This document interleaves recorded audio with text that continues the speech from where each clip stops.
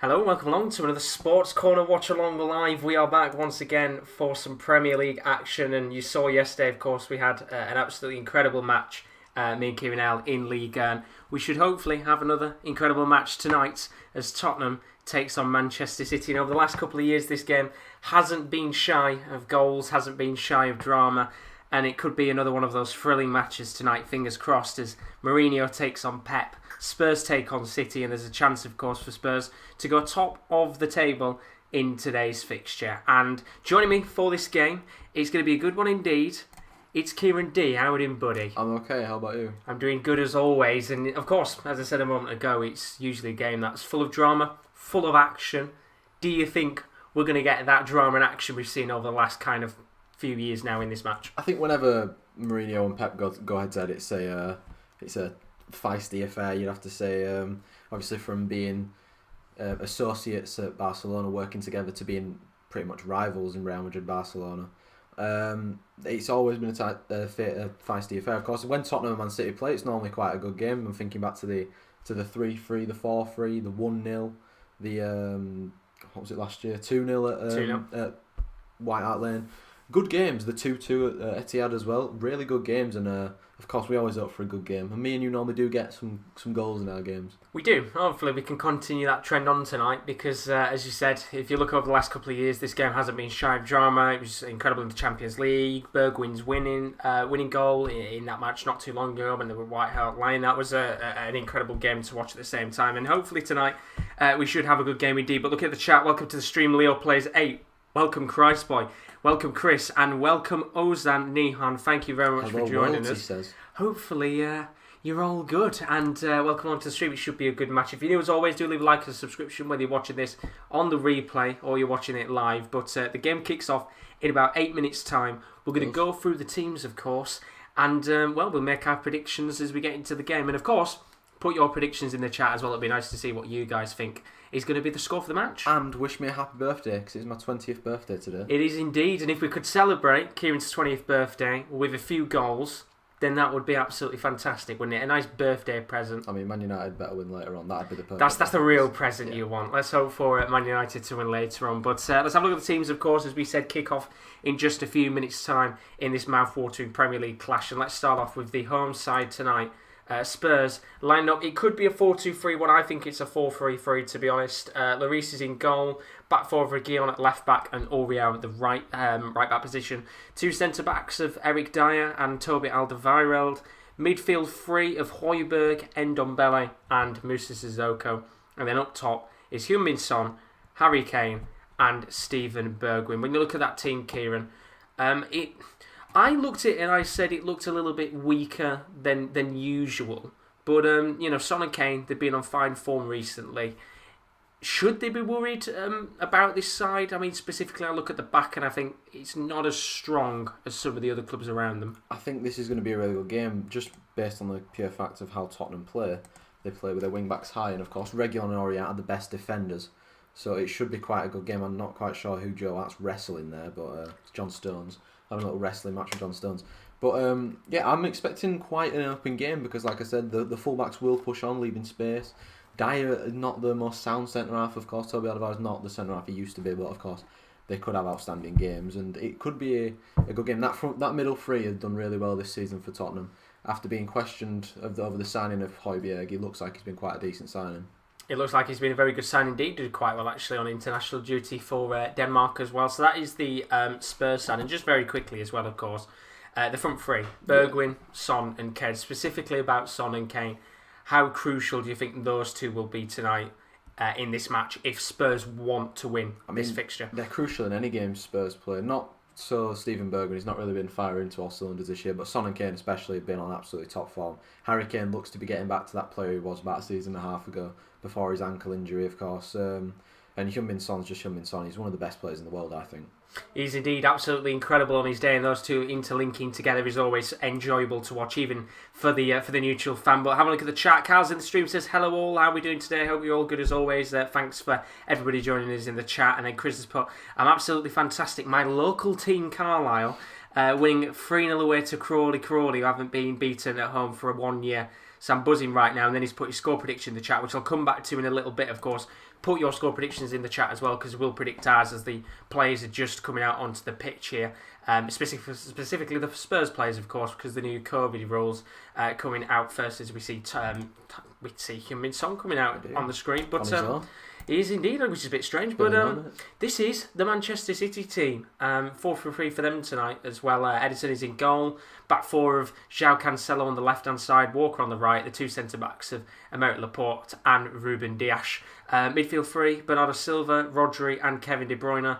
And then that front three, Ferran Torres, Gabriel Jesus and Riyad Mahrez. We'll come to the bench in a little moment's time, of course, because there's a few quite important players on there for Manchester City. But Phil Foden, of course, scored 2 goals, didn't he, midweek for England?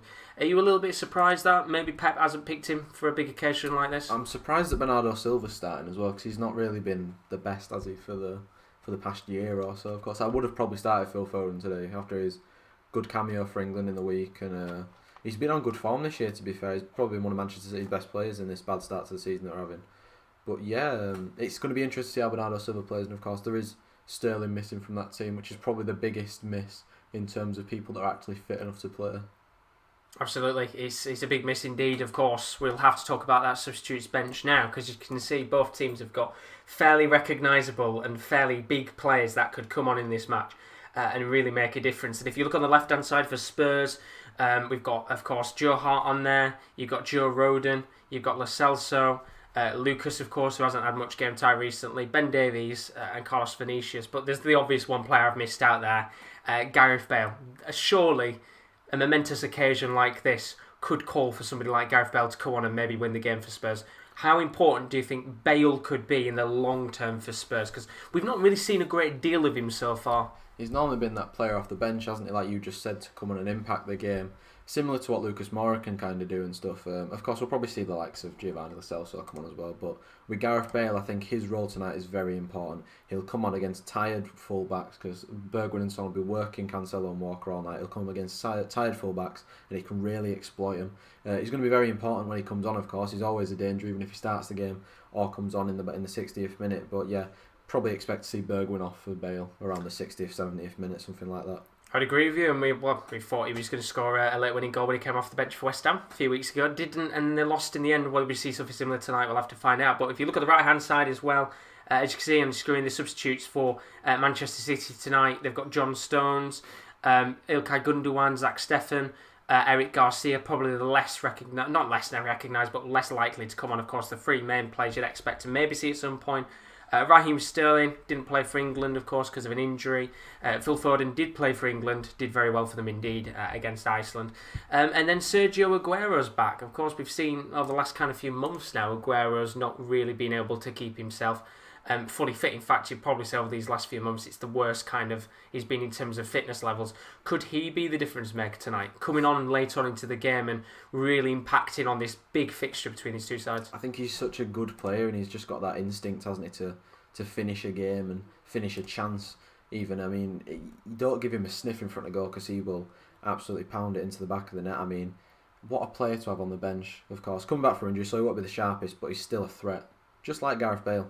Certainly is indeed. Well, there's a minute's applause here for a former excellent goalkeeper, Ray Clemence, of course, passed away quite recently. But let's have a look and see what you guys have been saying in the chat. Comments. There's a lot of comments. Keep them coming. It makes our lives a lot more easy if this game is fairly dull, which hopefully it's not. But Christboy saying he's not happy with the result today in their match against... I can't remember the playing now. It was Hibernian, that was it. And he said Hamilton. They definitely did play Hamilton. Peter saying Pep Guardiola has dropped Raheem because he wasn't looking sterling in training. Peter's bringing those jokes back. Here we go. It could be a good stream again. Carl's put happy birthday, Kieren. To be honest, you look older. Hope United win later. Thank you very much, Kyle. Greatly appreciated. Whether you take that as a positive or negative. I don't know, Josh. I'm only 20 today. Oh, God. Well, you know, that's to decipher whether you meant that in a good way or bad way, Kyle. You'll have to tell us. We'll love Spurs to beat City, though, going for a 2-0 win to Spurs. Peter with another one. John loves picking up stones from the beach. Keep them coming, Peter, over the 90 minutes. As Chris puts, here we go. Peter is here. And then Carl's put, guess who's back? Back again, it is Peter. But looking at the score prediction as well for Chris, he said Tottenham 0, Manchester City 1. It could be that type of game, I think. But I think high scoring, Josh. But that's what we're hoping for. When we're usually on together, we get goals. The question is, as the guys make their prediction in the chat, what are you going for in this game? What are you feeling goals-wise? I want to be really crazy. It's like 4-2 or something. But... Yes, please. That'd be lovely. Yeah, 4-2 to Spurs. 4-2 to Spurs. 4-2 to Spurs. Sounds like a good game indeed if we get the 6 goals in it. I'm going to go for a 3-3 draw. 3-3, so we're both going for goals. We're going for goals. So when it ends 0-0, who do we blame? I don't know. Who do we blame in this situation? We'll just blame each other. Yeah, we'll say it's our fault for hyping it up, but we are underway in this game. As you can see on your screen in just a moment's time, you'll have the timer on the screen what we're currently seeing. We might be a little bit far behind in terms of our streams, but try not to spoil it in the chat as always. But we're underway. Yeah. It should be a good match indeed. And Bernardo's in the stream. Hey, he's in the building. You've got to keep us up to date. Bernardo, now you're thinking about how this match is going to go. He said, come on, you Spurs. 3-0 to the good. Christboy is also put in the chat 3-2 to Spurs. A lot of people going for Spurs. I think the fine start to the season after that disappointing first game has really helped them a little bit. I mean, it looks like there could be title challengers. Mind you, Aston Villa look like there could be title challengers. So exactly, anybody could be title challengers. It's such a tight season already. In fact, we could have the first chance of the game here from long range, and it's hit straight at Larissa's hands there from Ferran Torres. And just very quickly, Ferran Torres, of course, scored a hat-trick on international duty for Spain against Germany. On good form, isn't he? He's in really good form, because before the break he was scoring quite a few goals for City as well, scored in the Champions League a few times. Indeed. Carabao Cup games. I mean, looks like he's really settling into the squad a little bit and stepped up a little bit when they needed someone to start scoring. Exactly. We were talking about that lack of a striker. That was really costing Manchester City, and of course now they've got Jesus back. He's fully fit, which is always good to see, and Aguero's coming back. That issue should slowly wean itself out unless Aguero gets injured again. But it should be a very good match indeed, as you guys have been saying in the chat. You think there's going to be goals in this game? I mean, if it could be something similar to what we had last night between Monaco and PSG, then it made for absolutely fantastic viewing as Bernardo Silva gets the ball here. And Carl's put, Kieren, you look older in a good way, so making up for it there. I don't think he meant it in any offence.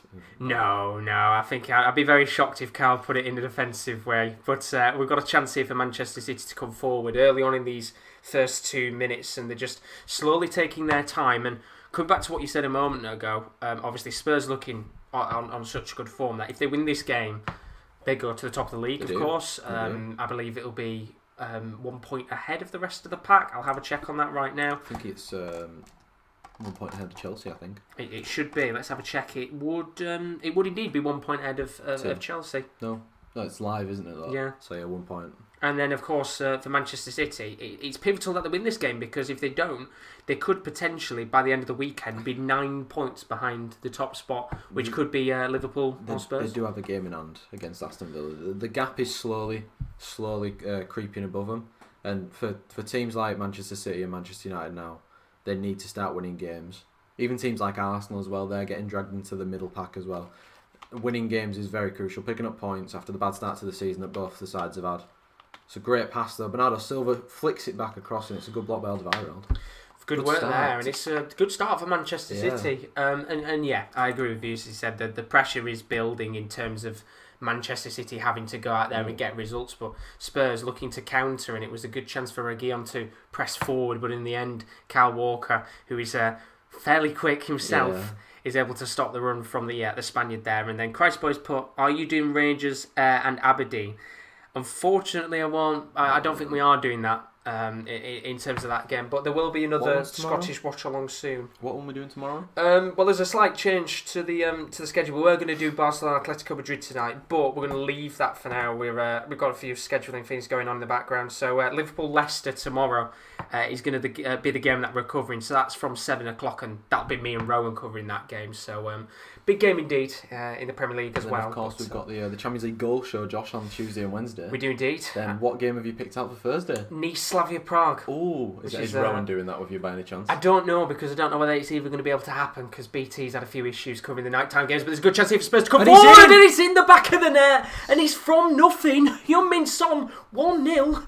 Bernardo is going to be buzzing, and it's from nothing. Kieren, you might have to wait a few seconds here because I wasn't looking, Josh. Well, the replay wasn't even. The cameras weren't even showing what happened there. Well, describe what happens here. It's a quick free kick by, I think, Højbjerg, and Dombler just spins and puts a ball over the top, and Son is just in behind, and he megs his Ederson with a shot, and I mean, I think it's very poor goalkeeping. He's come out and off his line, and to have the ball put through his legs like that. But what a start for Spurs! What a start for my bet! What a start indeed. I've got Son to score. So in terms of the bet, who have you got? You've got Son, you've got Sterling, I believe. Son and Sterling need to score, and Højbjerg and Laporte need to get yellow carded. There we go, no pressure. That was 100 to 1, that was. And how much did you put on it? Just a quid. Just a quid. I mean, if you can get 100 quid tonight, then that'll be perfect. As Benaldo puts in the FM. stream, Son Exactly. definitely. And then Carl's put, Kieran, if you don't mind, could I get you an honest opinion on Paul Pogba? Oof. I don't know, about Paul Pogba. I think he don't want to be there. I mean, I'll always support the player as long as they wear a Man United shirt, but I don't personally think he wants to be there. I don't think he's even in the squad tonight. Is he not? I don't think so. Which is God, the team news will be out in about 2 hours, but I don't think he's in the squad tonight. I saw that Alex Telles was there and Lindelof's there with the squad that travelled. I'm just going to stop because City are coming forward with De Bruyne. Oh, it's poor from De Bruyne there. Just looked like he was going to maybe try and squeeze the ball into Gabby Jesus, but the ball's a little bit too heavy. But what a start to this game. We've got a nice early goal in the match. It really brings us the flow. We said we wanted goals, and we've started off well. And the thing is as well, it was just a quick free kick that was taken, and it caught Manchester City off guard, which I feel like Spurs have done that a lot this season. Well, more defensive wasn't De Bruyne going to get a chance. It's going to fall to Kyle Walker. I don't think Kevin De Bruyne has been at his best this season at all. I think he's really been a step down to what we have seen. Yeah, I don't think he has. As Mahrez tries to come forward here, tries to flick a ball into the box, and in the end it doesn't, unfortunately, get towards any players. In fact, it's just some really good defending from Sergio Reguilon there. But to be fair, though, you could say that about every Manchester City player. They've been a star. Reguilon, they've given the ball away. De Bruyne, he's given the free kick away, apparently. A bit too heavy when he won the ball back off Reguilon there. Yeah, I thought that was going to be given as a free kick. I would have been fairly surprised if that hadn't been given definitely as a free kick in the end. Yeah. But yeah, going back to Paul Pogba, I don't think he personally wants to be there. But as long as he's wearing the shirt, he's a good player. Like people will just ridicule him because it's Paul Pogba, but I will support the player until he goes, which I think he probably will go in the summer. And that's the thing, he might have not have had the greatest of times towards the end of his Man U career, but, the thing is, he's still a very good player on his day, and you never know when he can turn up. He's just an easy target, that's the thing. Like, there's been games where other people have not played well, but they won't get half the slack that Paul Pogba does. But yeah, it's just is what it is, isn't it? But it's one of those, he's a world-class player on his day, and eventually we will see him find his form, whether it be at Manchester United or not. Whether he moves on, we'll have to find out. But 8 minutes on the clock, Tottenham 1, Manchester City 0, and, well, we asked for free-flowing football, and Manchester City don't really seem phased as they come forward here. Mahrez trying to get to the edge of the box. They've had a very good start to the game. De Bruyne. They've had a very good start to the game, haven't they, Manchester City? They're passing the ball around well. They're getting it, like I said, they're exploiting the wing areas, getting behind those fullbacks, and I mean, like you said, the goal's not really phased them, has it? Not really, no. They've, I think, as you said, it was poor goalkeeping from Ederson in that situation. Had to do a lot better to try to stop the goal from going in. But it's a bit of both. It's a good finish from Son. Bad goalkeeping for Ederson because it's gone through his legs. You never want to get Megs as a goalkeeper. No, exactly. But Manchester City looking really hungry here, and it could be a chance for Jesus. Gabriel Jesus. Lovely lovely skills. He's gone down block. in the box. De Bruyne, it's been blocked by Jesus, who's on the floor. I think that might have been going in. Oh, I think it would have been going in as well. That was a big chance. Well, there's not much Gabby Jesus could have done in that situation, is there, Kieran? He's offside anyway. Oh, someone's offside in there anyway. Oh, that's so unlucky for Kevin De Bruyne there, but a big opportunity, and it looks like it will be the initial chance that was built up from, I think, Gabriel Jesus. No, great play though. I think it's when De Bruyne picks. I think he's given a foul actually on his offside on Jesus. Offside on his. That's yeah. Yeah. We got there in the end, Josh. We did. We wondered what was given there, but it is the offside on Jesus as he's down on the floor. De Bruyne. I think that's going in. I think that's going in. That. Yeah. And if Jesus in there, it's 1-1, but good start to the game. Great start indeed. Just looking at the chat and see what you guys are saying right now. Of course, put your thoughts and opinion throughout this game, because it's already been a fantastic 10 minutes. And well, if we can have the pace for the next 80 minutes like this, then it's a big ask. Great match on our hands. But Bernal's put that pass from Ndombele for the goal. It was amazing. Bergwijn needed to boot that out there, and then a great block by Jesus in terms of what we just saw a moment ago. Like Bernal says, Ndombele's really come out of his shell, hasn't he, really? He was really poor last season, looking like a really poor buy. But this season he looks like a different player. I don't know whether it's... I don't know if it's down to Mourinho, the fact that we know Mourinho's a ruthless manager, and if you don't play well, you're not going to be a part of his plans. And I don't know whether the fact that he's come in, he's been... he's a lot more ruthless than Poch was.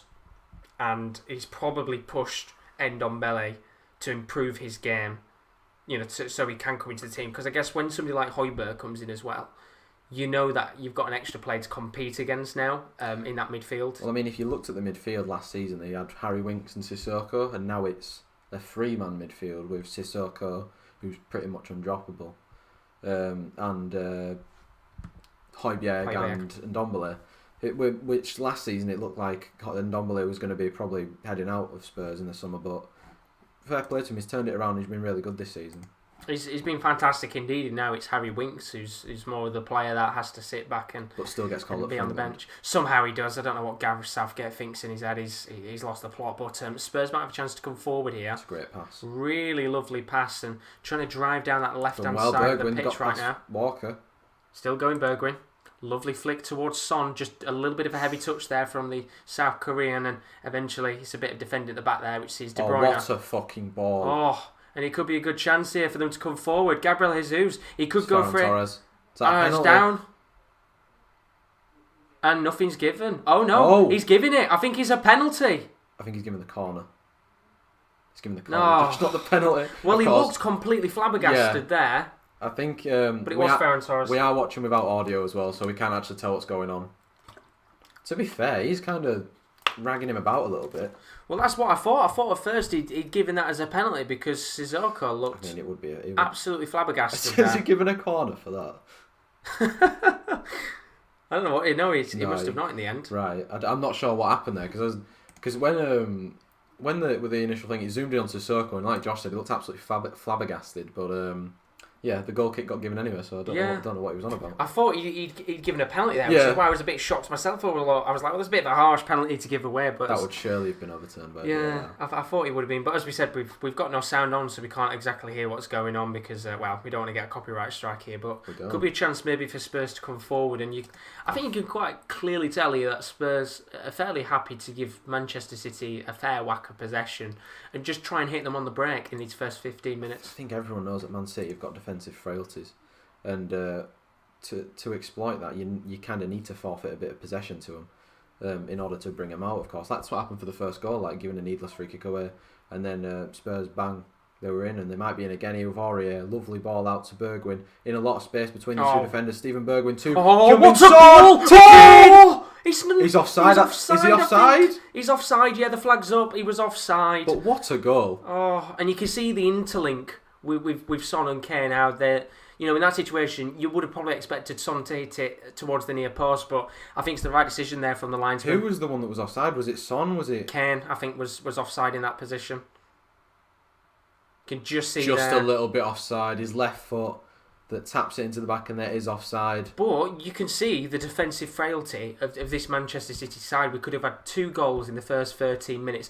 And when you look at the outlay of this first kind of quarter of the match, Manchester City have had more opportunities, but Spurs just look more clinical and more decisive.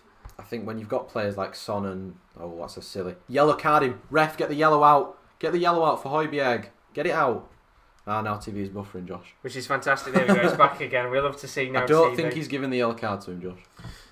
That's a yellow card tackle, I would have said that was a yellow card tackle, but the referee there, please, I think, has given it. Bring the thing up that says you've yellowed him, ref. Has he?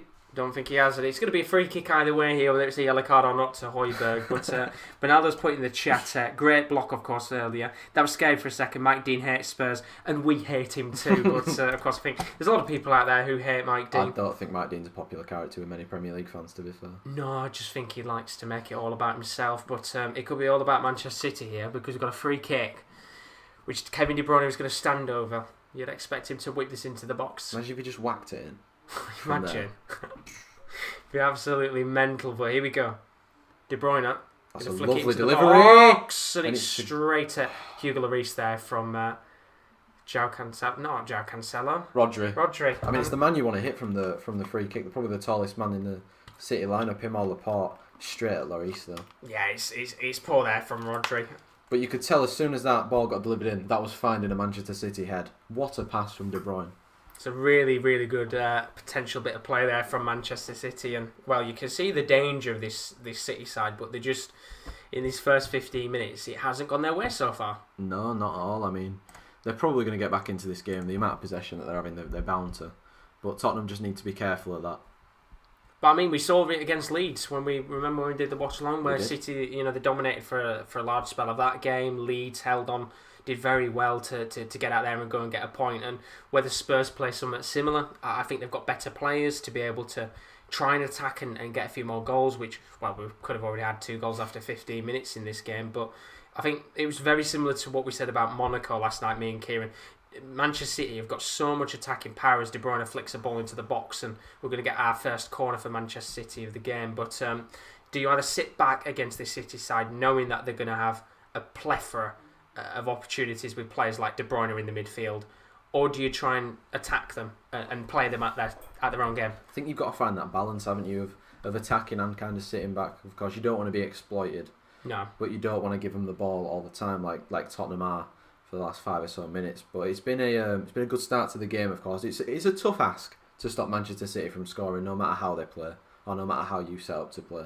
Exactly. Well, the corner's lobbed in short this time from Kevin De Bruyne. It's going to come to the edge of the box. Eventual shot is taken on, but it's blocked in the end by Son. And now there could be a chance for a potential counter-attack. But they've got the ball back here.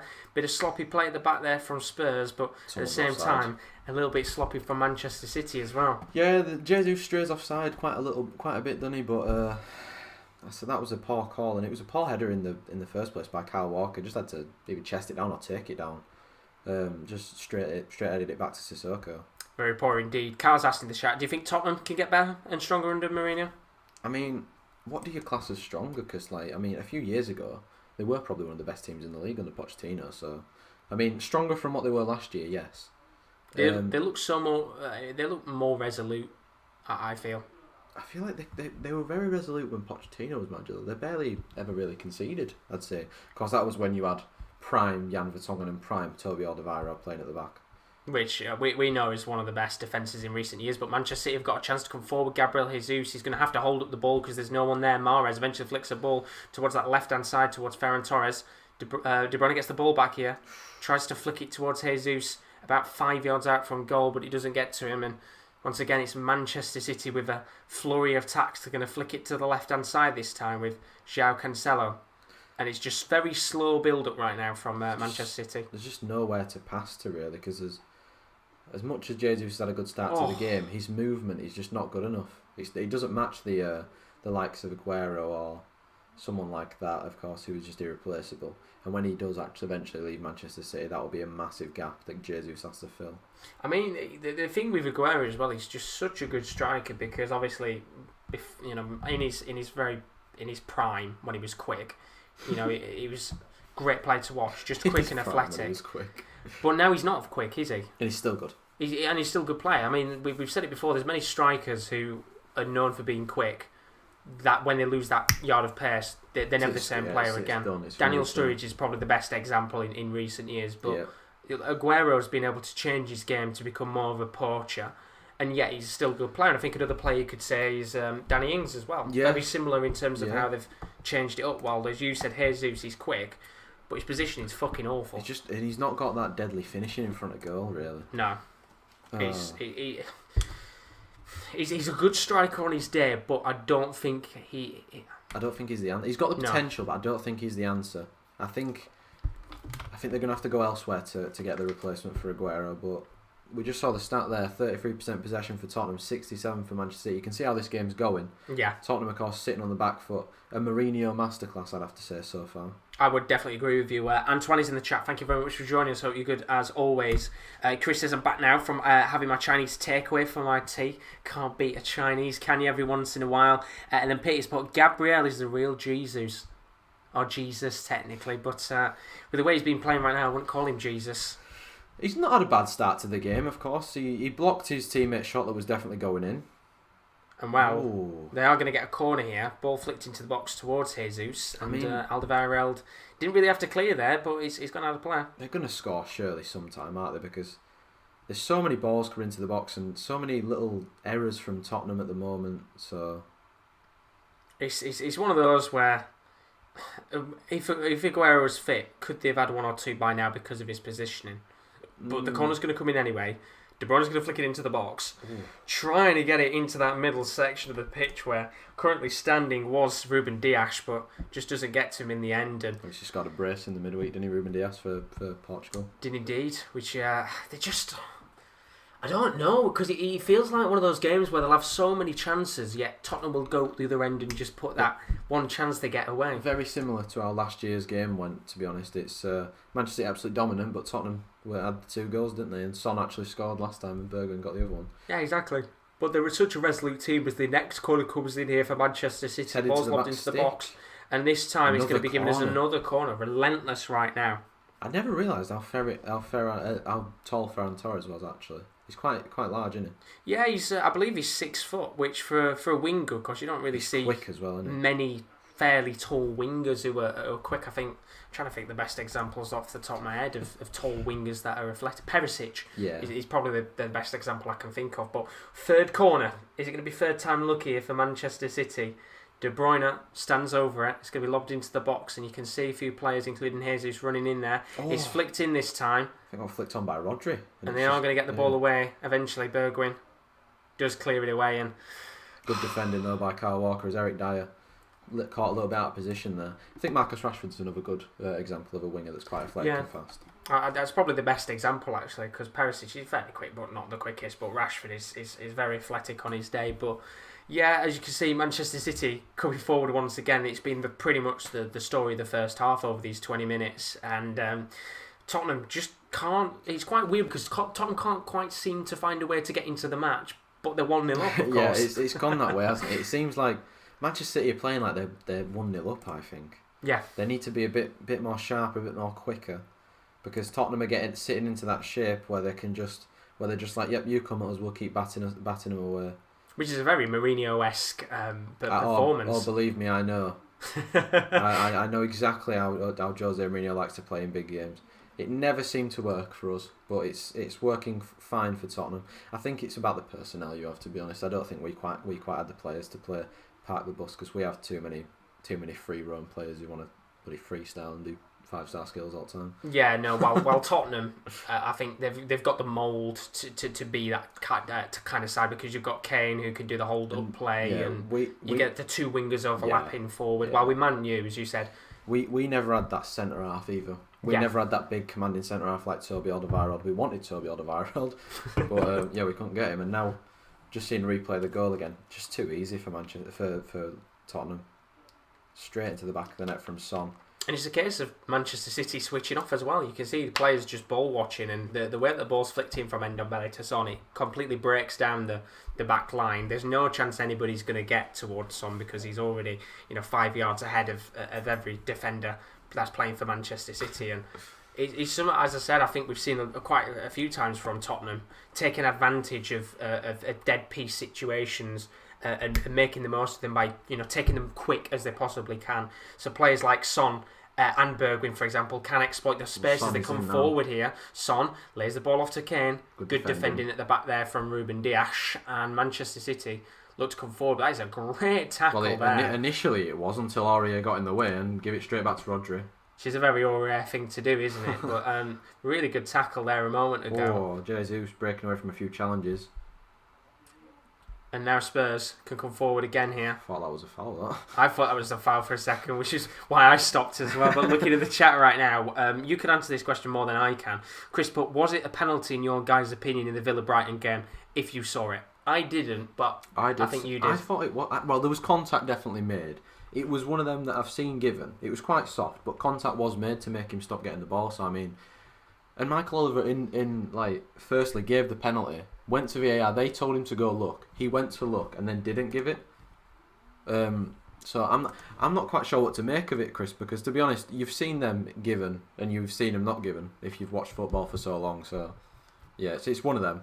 But Villa were awful. They were awful. That's probably their worst performance of the season, I think. It's strange as well, because usually when the referee's good at the monitor, 9 times out of 10 it is to look and give the penalty. I think that's the first time from God knows how long. I can't remember a time where a ref's gone to the monitor and not given something as a penalty. Well, it was his decision in the first place. That's the thing. He gave the penalty in the first place and then went to the monitor and redid it. I don't know what the correct term is. Help me out here, Josh.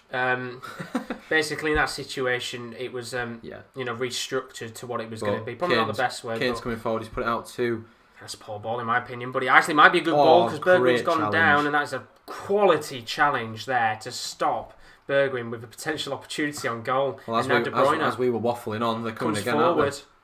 There's plenty of players forward, and one of them, Manchester City, could be a chance here. Why is he not having a shot? Why is he taking so long? Bernardo Silva's whipped his way into the box. Poor cross, it's come straight back to him. Lays it off for De Bruyne on the right wing. What can De Bruyne do here? He tries to flick a ball. It's going to be another corner for Manchester City, but that's poor there from Bernardo, isn't it? He just carried the ball into the area and just kept it and kept it and kept it. Didn't do it with it. It looked like he was going to open his body up to shoot. But no, nothing ever came of it. And we're just seeing a replay that tackle from Rodri. I don't think he really tried. I think Bergwijn just kicked it away from him, didn't he? Yeah, I think you'd have probably said that might have been more of a foul on Rodri than it was Rodri on Bergwijn there. It's just really good defending from him though. But we have got that corner for Manchester City here. De Bruyne's not taking it this time, which is interesting. Good corner though. Really good corner. Oh, well, Lloris has decided to punch it, which might not be the best idea because Rodri gets a touch, but it's a weak touch. Oh, it'll come back here for Manchester City. It's Bernardo Silva flicked onto the left-hand side. Lovely bit of trickery there, and it just seems really slow in terms of the build-up. Taking the time. That was a really poor Silva. Goalkeeping from Lloris there. Just had to catch that. There was nothing on that header at all.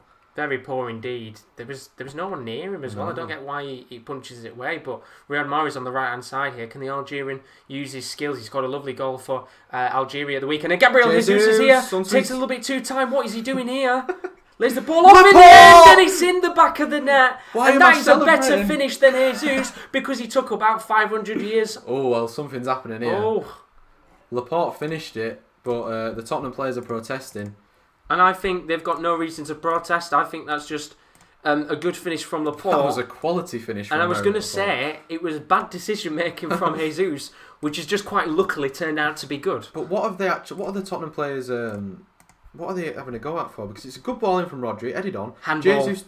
Is that handball? I think they're protesting for a handball on Jesus. What a finish from a centre-half, though. I mean, that is a quality finish. It's probably better than Jesus. Here. It's flicked on. That's his chest, surely. Is that his chest? I'd like to see that again because I kind of looked but didn't really get to see much. I mean, it's a great finish from Laporte. Yeah, regardless of the handball or not, great finish from Laporte. I mean, that's a striker's finish. What's Laporte doing at the back? Put him up top. Get him yellow carded. Why didn't he take his top off? Well, the referee is going to the monitor. To the monitor to watch this, but I think, personally... I think he's not going to give it. We need to see it again, but... Well, as we said here, it was what was basically being looked at was a handball on Gabriel Jesus in the build-up. Now, I think this isn't going to be given, in my opinion. I think... It was whipped in by Rodri, wasn't it? That looks like his chest to me, Josh. That, to me, I think it's going to be not given. It looks hand to chest. Now I've looked at it again. It looks shoulder, back here, to his chest, then his chest. I think that's going to be ruled out. Yep. You can see... of course, the direction of the ball, which Mike Dean doesn't take long, handball. And it's handball. It's not going to count. And you can see, if you're watching the game alongside us with VAR, that the direction of the ball is changed. As you said, it goes from hand towards the chest. It is the right call, to be fair, but unlucky for Laporte because that was absolutely a world class finish. That's a goal's been took off him and took off Manchester City, but yeah. 1-0 Tottenham still. Well, Rodri does absolutely cannot believe the fact that hasn't been given, and I've got to say, as you said, I feel sorry for Laporte because that's probably the best finish he'll have in his career for some time. It's a lovely goal. Watch him score later in the game. Which you did say actually before we went live. Laporte would score in this game. I said he'd score a header, to be fair, but so they didn't ever expect to score anything like that. I want him to get yellow carded. Why didn't he take his top off and start swirling it around? But it's been ruled out in the end. Tottenham, it stays 1-0 to them. I wouldn't say a little bit of luck on their side because it's the right decision in the end. But half an hour left on the clock here. Still 1-0. They've not really been in the game, have they, Tottenham? Mind you, they are coming forward here with Kane. Oh, that was nearly a defence splitting pass there towards Son. Good defending by Laporte, though, who's actually started off quite well in this game. He has indeed. Quick look at the comments while we've got a chance. Chris talking about that Villa Brighton penalty says, I'm actually torn whether it was a pen because there was contact, which was the main reason penalties are given. But once you go to the monitor, it gets overturned with these Muppets in VAR. Which, of course, we've literally just seen one overturned, but the right decision. And then Bernard's put the long-running story of VAR versus City continues. It's always Tottenham and City, isn't it, that there's VAR. Like the last season at the Etihad, obviously the one in the Champions League, there's been so many. Now imagine if this was in the 90th minute again, like it has been in the majority of situations. Wasn't it Laporte who scored last time, or was it Jesus who scored and Laporte handballed it? It was Jesus who scored, and then it was Laporte who handballed it. So it was the opposite way around this time. But so unlucky for Manchester City. Right decision in the end, but they're coming forward once again here. Ball laid off to Gabriel Jesus. They're going to play on here, and it could be a chance for them to come forward. Lovely defending there from Tottenham, and I think someone's getting a yellow card here. It's got to be pulled back for a yellow card. That challenge on De Bruyne. I would expect Mike Dean to bring it back here, as we can see. Was that Højbjerg who just absolutely killed him? Please be Højbjerg. We'll have to find out in a second, because of course we're seeing what Aurier was doing there a few moments ago. But I'd like to see. Which we're not going to see it because we're seeing. He did get absolutely wiped out on the edge of the area. Did De Bruyne? Then I'm not quite sure who it was from. Of course, if it was Højbjerg, then we wish he opened it. We hope he gets a yellow card. Yeah, and I mean we're just seeing Tottenham's average positions right now. There are currently no players with an average position inside the attacking half of play. The furthest player forward is Harry Kane, just at the halfway line. It's obvious, I think that was Son, isn't it? Actually, at the half. Oh, it was Son, yes. I think yeah. It was, but I mean, yeah. It's mad, isn't it? That's how deep they play. You see when they get on the wings, Bergwijn and Reguilon doubling up on Mahrez, and it's the same at the other side as well. Talking about Mahrez, he's coming forward here on that right hand side. Ball's gone out of play though, and it is going to be a goal kick in the end. Well defended by Reguilon there, done well. Done very well indeed, as they still look to try and get a goal. 14 minutes left on the clock, and we saw a minute ago Mourinho writing down on some paper, probably thinking about what's happened in this first half an hour. He's won 3 of his last 6 meetings against Pep, and right now it just feels like, as I said earlier, one of those games where City could have 100 chances, Spurs have 1, and it ends up being the winning goal. And somehow Harry Kane was able to keep the ball there, and there is going to be a free kick in the end. And I'm surprised a yellow card hasn't come out yet. Yeah, I mean, it's getting quite feisty, isn't it, in there? I mean, there's been quite a few challenges. That Højbjerg one earlier, that one from Bernardo Silva, the one on De Bruyne a few minutes ago, of course. It's been quite a... I mean, that one's quite soft, to be fair, but... I think we will probably see some yellows coming out quite soon, Josh. But so far, it's another free kick for Tottenham. It is indeed just behind. Sorry, the halfway line. So not really going to see much from it. Another ball over the top, which I've tried to do. Oh, unlucky there, and you can see Son, of course, trying to exploit that space in the middle, doing very well indeed. Just couldn't get a ball this time, and it would be onside. But I mean, was that the right pass? Because you look at Aurier at the top of the screen in acres of space up there. Yeah, I think they should have gone there. I'm surprised Aurier's maybe not waved down a little bit more to get it, but there was a ball once again lofted towards Son. So much room behind that City back too. I mean, Laporte and Ruben Dias really need to click on to that, because Son could have been in 3 or 4 times in this game. He could have indeed, and I think Mourinho knows that, hence why we're seeing Son pretty much occupy the spaces. The striker now, Harry Kane, as he has been, to be fair, for the last few months, just a little bit more deeper than Son is. Of course, those two interlinking very well indeed. And they interlinked earlier for an offside goal. I mean, but I think if you have either of them running for own goal, they're probably going to score it. They're both absolutely 2 of the most clinical finishes in the Premier League. They're really, really good on the day, and I think there'll be a lot of clubs out there, not just in the Premier League, but in European football, that'd be blessed to have two players like that. As Manchester City get a free kick here. Why have Real Madrid or Barcelona never thought to go for Heung-min Son? Well, I've always wondered why why both clubs never went for Kane. No disrespect to Tottenham, but he could be at Real Madrid, Bayern Munich. He could be at Barcelona. He could be at one of those top tier clubs. I'm not saying Tottenham will never get there, but probably while Son's career, is he 27 now? I think he is. He's probably got about 9 years left of his career, give or take. Tottenham will probably never get to that top level in the next 9 years, but I think he deserves to be playing at the top level in like Champions League finals and stuff because he's such a good player. No disrespect to Spurs, of course. Who are fantastic. They've been really good this season. I mean, he's been instrumental, I think, to kind of Spurs' growth as a club because he came in from Leverkusen when Spurs, I think it was just kind of early on in Poch's reign as Manchester City looked to come forward here. A ball flicked to the right-hand side towards Mahrez inside of the box. Can the Algerian... lovely bit of work, but even better defending there from Reguilon, who, to be fair, has stopped Mahrez for the majority of this 35 minutes. He's done nothing in this game, has he? Get the yellow out, ref. Got to be now, surely. Yellow card for Laporte, ref. Come on. First yellow card of the game. Come on, ref. Well, he's walking away, and I don't think he's given a yellow card. Don't let him get away with that, ref. That's a blatant yellow. Kieren wants that yellow card for Laporte, but you can see there, Reguilon really making it a fairly easy night on that right-hand side. They've kind of rotated... Please give me that yellow card. They've kind of rotated the left-back position, haven't they? Ben Davies and Reguilon, and they've both been quite solid this season. I think, again, very similar to Ndombele. The fact that Reguilon's come in means that Ben Davies has to up his game. As for Danny Rose, he'll never be able to up his game ever again. He's out of the squad forever now. But he's at Milan. He wishes he was at Milan. The thing about those two players is, can they keep it up for 38 games of the season, or probably 50 games plus that Tottenham will have to play this season in all competitions? You know what I mean? They've got to keep that level up if they want to keep in the squad. I mean, everyone's got to keep that level up, especially the likes of players like Ndombele and Ben Davies and Steven Bergwijn and stuff like that, with real quality players behind them. I think it'll all depend where we are around Christmas time. You know, in a month's time when we're towards the back end of the year, we've played a lot of games, of course, because we know when we get to this stage of the season now, it is just games on games on games, which is great for the neutral, not good for players, of course. I think depending on how the Premier League is by January, when we go into that transfer window, I think Spurs, if they're in for a title race, will look to bolster their squad a little bit more to try and push for a title race. I still feel like they need another striker. Yeah. I mean, Carlos Vinicius has come in, but Jose Mourinho just does not seem to want to play him. Because, I mean, in the Europa League, he still starts Harry Kane.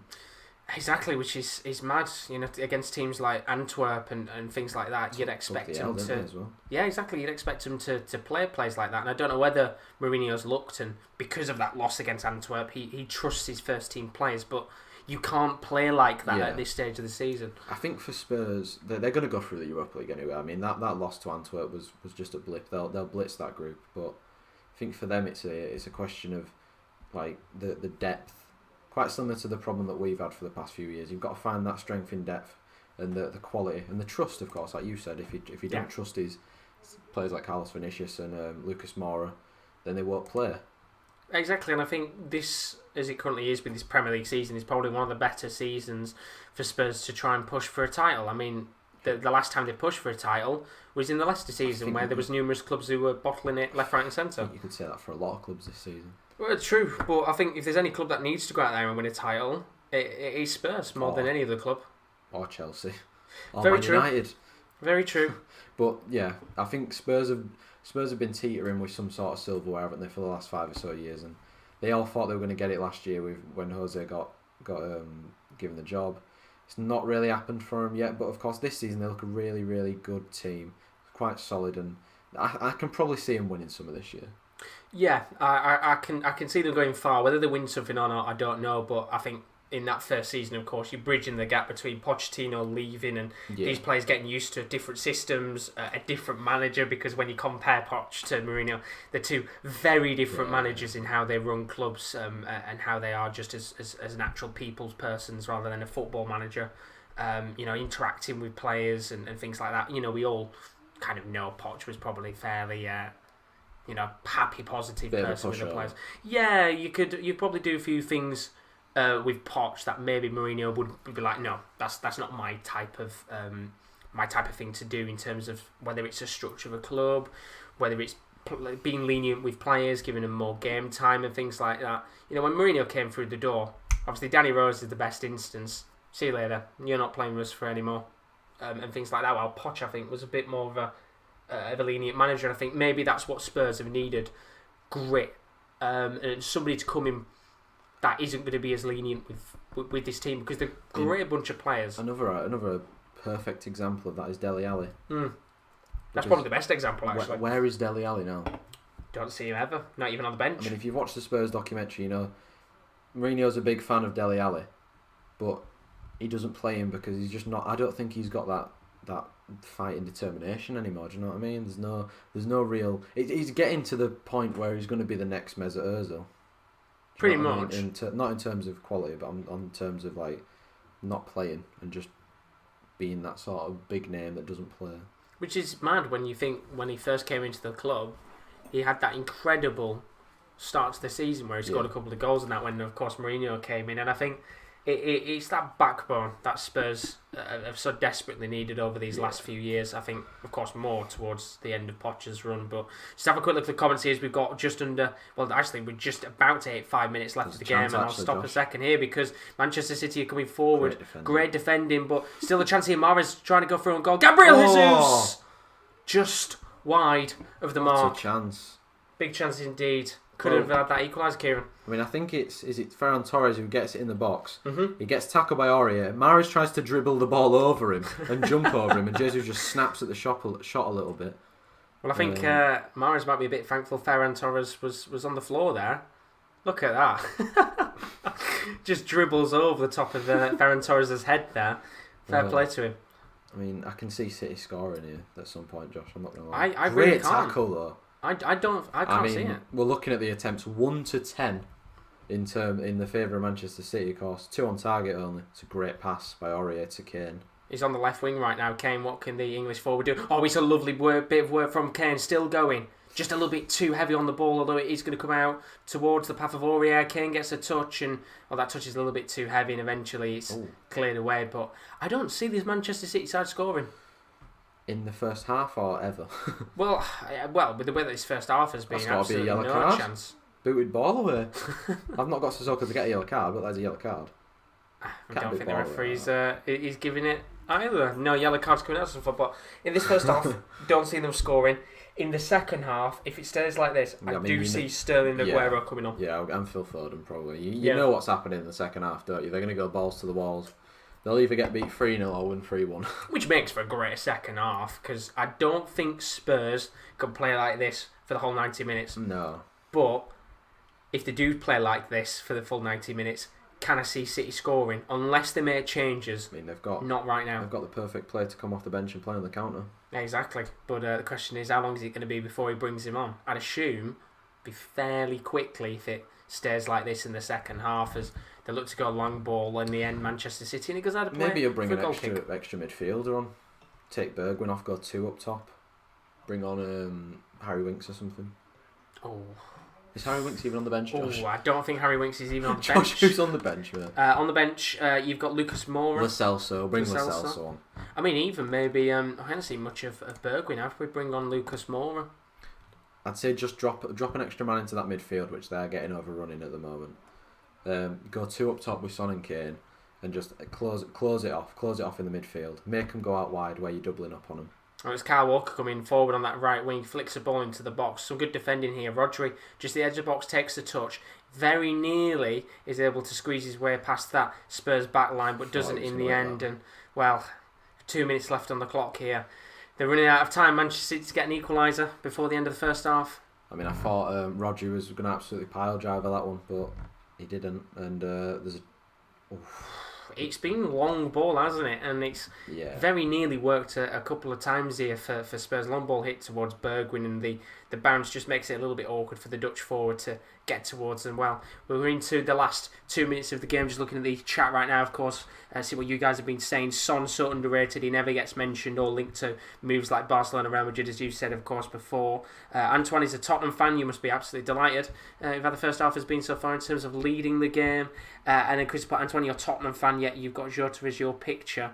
You had Werner as your channel picture the other week too. Oh, is it a bit of exposure? Exactly. Might like a few players from that aren't from his club, Chris. You never know. You never know indeed. But I don't think we're going to get a great deal of additional time, are we? About a minute or so. That'll be half time. So there's a very quick intervention in terms of VAR. You know, it took about 5 seconds to check with a handball. Of course, Manchester City did have an equaliser early on in this game, but they're coming forward here. Rodri going to flick a ball onto the left-hand side towards the path of Cancelo. Where are they going, though? Because, I mean, there's one man in the box against 4-5 Spurs defenders. It's a really good play, this, though. Could be a good chance here, Mahrez. There's the ball towards Ferran. It's Cancelo, Josh. De Bruyne. Long range. Corner. Good chance there. Yeah, winning a corner from nothing, really. And I mean, if anybody's going to drag City up by the scruff of the neck, it's going to be Kevin De Bruyne. Like I said, though, there's nobody in the box. Like, what? I don't know where they thought that was going, because I mean, Jesus is down at the bottom left-hand corner of the box. There's not much Ferran can do on that left-hand side. No, there's not much De Bruyne can do, really, to be fair. Like I said, the movement of Jesus and Mahrez has not been really there. No, but De Bruyne is going to take this corner here, and if this would be the perfect time to get an equaliser, you've got about 10 seconds left, and well, the corner's whipped in and straight into the hands of Lloris. He's going to hit this straight away, trying to go long. You can see the run of Bergwijn on that left-hand side, but it's some great defending from Kyle Walker. The pace of Kyle not had much Walker to do, has he, in this first half? But no, when he's been needed, he's done the work. The pace of Kyle Walker there was absolutely incredible. I mean, 2 minutes for the time was close, we won. But yeah, for a throw-in for Tottenham in an area they've not really gotten into in this half at all, really. Yeah, I would have been interested. Usually on Sky Sports it comes up saying the amount of possession they've had in each phase of the pitch, but it hasn't come up yet. I'd be interested to see how much of the possession has actually been in the attacking half of play for Spurs, because it's been very minimal. A lot of long balls going up to Son and Bergwijn trying to hit on the break, and well, it hasn't come off. And I mean, even then it hasn't come off, but that's Manchester City backline have looked a little bit nervy when that long ball's been going in. It's been a weird game, like we said earlier, of course. Even though Tottenham are winning, it seems like City are dominating. Like, they're coming forward here, another chance to get in behind. Could be indeed Riyad Mahrez at the edge of the box here, dancing his way through, still going, but once again he does a very Mahrez thing where he takes it all the way and takes a heavy touch and it goes out of play. And a few words being said here between Højbjerg and Mahrez. Was he pushed there, Mahrez, as he received the ball in the box? I mean, good play by De Bruyne, and then it's Torres to Jesus. I think he was pushed at... Is it Højbjerg? Get him yellow carded, Josh. We haven't had a yellow card yet. We'll have a look. Oh, it wasn't even Højbjerg, I think. It's Ndombele who kind of just bounces into him and takes him off balance, causing him to dribble the ball out of play, but nothing given. Nothing given there. About a minute and 30 seconds left on the clock here. Could be a chance, though, for Spurs to come forward. It's Son on the right-hand side of the pitch. I was about to say that was going to be a lovely ball, but it wasn't. And Ndombele just wasn't on the same wavelength that Kane was. And that was another chance for City to come forward. Riyad Mahrez coming forward this time. Is he going to lay off the ball for once, or is he going to keep running? Well, the answer is he keeps running. Still hasn't given the ball, and eventually he does. That's one problem with Mahrez, and I think City fans are starting to get a bit frustrated with him now. You know, as much as he's a very good player on his day, I think he's the most greedy footballer in the Premier League. Silly foul to give away there by Sissoko. He's all over Kevin De Bruyne as he's got the ball. Where's the yellow card, ref? We don't need yellow card for... In fact, he's given half time. Well, no time to take the free kick, and Tottenham go into the break 1-0 up at half time. I mean, I would say undeserved, but I don't think Manchester City have really done much to get back in this game. The disallowed goal, of course, was unfortunate, but 1-0. Well, we're seeing all the complaints now at half-time here as we play on De Bruyne. Well, we don't play, sorry, we're at half-time. De Bruyne and Jesus complaining here with Mike Dean about the handball. Of course, you have to watch out in that situation because you still get booked at half-time, but as it currently stands, Tottenham 1-0 up against Manchester City. It certainly hasn't gone their way at all in terms of how the game has panned out. But they won't care because they've got that important goal in the match that puts them into the lead. It was a really well-worked dead piece situation that was taken quickly, hit towards Son.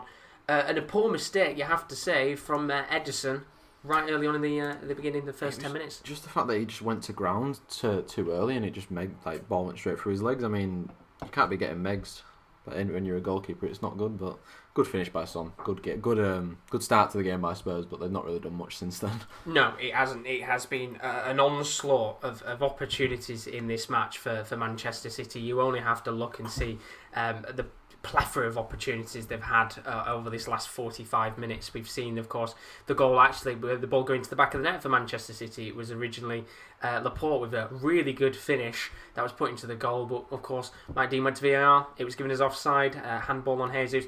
Right decision in the end, do you think, Kieren? I mean, we looked at it at first. I didn't think it was handball, but then after the VAR kind of slowed it down and we looked again, and it did kind of hit here about there on his arm and bounced off his chest. So yeah, it probably was the right decision in.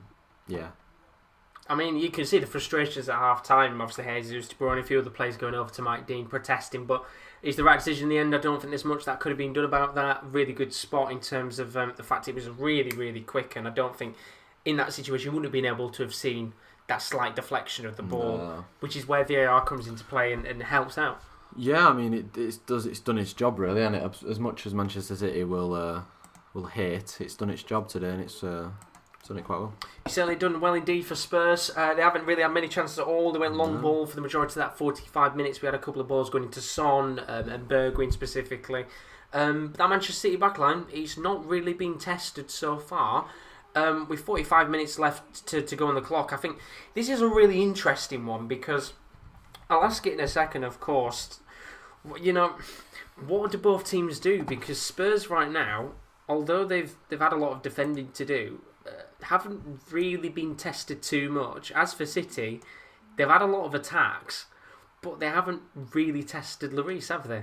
Yeah, I mean, we kind of touched on it a little bit, didn't we? Sterling and Aguero have to come on at some point in this second half if City want to be at their absolute free-flowing best. We need to see Bale in the second half for Tottenham, of course. They can't just sit back and defend for the next 45 minutes. It won't work. I mean, yeah, they've just got to find that balance between attacking and defending Tottenham, but Manchester City have got to chase this game, which should make for a good second half. I went for 4-2 in this game. It's only 1-0 at half time. I went for 3-3. Still only 1-0, but I guess if we can have a good second half, then it'll make for interesting viewing indeed, which certainly has been interesting viewing. And talk about viewing, still lots of stuff to come on the channel. Slight change to the schedule, because tomorrow we're going to be covering Liverpool, Leicester City. Atletico Madrid, Barca is not being covered now. So keep your eyes out for that tomorrow night in the Premier League. That's going to be me and Rowan. On Tuesday and Wednesday, we're back with the Champions League goal show. Groups E to H on Tuesday, Groups A to D on Wednesday. Should have plenty of good fixtures across the board. And then Thursday, pick of the bunch in the Europa League. Hopefully, fingers crossed, we should be able to cover Nice versus Slavia Prague. That'll be from 7:45, kick-off at 8. But hopefully, BT allows us to watch those games. Because in the UK, we've been struggling to watch those fixtures that aren't covered on terrestrial TV. So I know what we need for the second half, Josh. We need a Højbjerg yellow card. Yep. We need a Laporte yellow card, and we need a Sterling equaliser. Well, we haven't had any yellow cards yet, and I think before they should have both been yellow carded. There should have been a few yellow cards. They should both been yellow carded. Fraudulent from Mike Dean. He makes it all about himself, and he knows what bet I've got. That's why he's listening. Yeah. We might not have the value on, but he can hear us from in this room right now. But as you can see, once again, for those of you that have just joined, you wondering how's the game been so far? Half time, Tottenham 1. Manchester City 0. You can see on the screen that was Tottenham's lineup in the first 45 minutes, a 4-3-3. In fact, I would have said it's been a 4-2-3-1, how it was originally lined up, because then Dembele does seem a little bit further forward than he usually would be in midfield. But as you said, he's been fairly good since he's come back into the side. I'd be interested to see how Tottenham line up in the second half, if they make any early changes. As for Manchester City, I really wish we had audio, Josh, because it's Micah Richards on the thing. Yeah, I want to hear how he defends Manchester City this time. Because I mean, to be fair, they're a bit indefensible right now. With either been in this first 45, they've had the chances but not made the most of them. But you can see 4-3-3 for Manchester City as well. Ferran Torres, Jesus, and Mahrez up top. Looking at the substitutes bench, these are the players that can come into the game. Remember, in the Premier League, you can only have 3 substitutions as for now. Whether that rule is going to change or not, we'll have to find out over the next coming weeks and, well, potentially months at this rate, it feels like. But on the left-hand side, Spurs, they can bring on Gareth Bale, of course. He could be the difference maker in this match. Could come on in net. You never know. I mean, he was wrestling John Stones earlier on, so maybe he could wrestle with a few of the front players for Manchester City. If they don't want to bring Joe Hart on, they can bring another Joe on. Joe Rodon at the back in this game if they want to go a little bit more defensive. And then they've got the likes of Giovanni Lo Celso, Lucas Moura, Ben Davies, and Carlos Vinicius. We spoke about it a few moments ago with Gareth Bale, bringing him on. When would be the right time to bring these players on for Spurs? Do they make maybe one change early on in this second half, or do they give it 10 or 15 minutes and see how the first kind of quarter pans out before making changes? You can never tell, can you? Because when you're facing a good team like Manchester City, you can concede a goal at any point. So bringing the subs on doesn't really matter what time they're brought on. But I think in this sort of game, try and weather the early storm of the second half. Yep. Get to about 60, 65 minutes. Bring another midfielder on. 75 minutes. Bring Bale on, and then go from there. And then usually last sub to waste time in the last couple of minutes. But I think with Jose Mourinho never really did that. He liked to waste time, but he didn't really use it with his subs. I mean, I'm interested to see what Pep does as well in the second half. Well, that's exactly what I was going to say about there.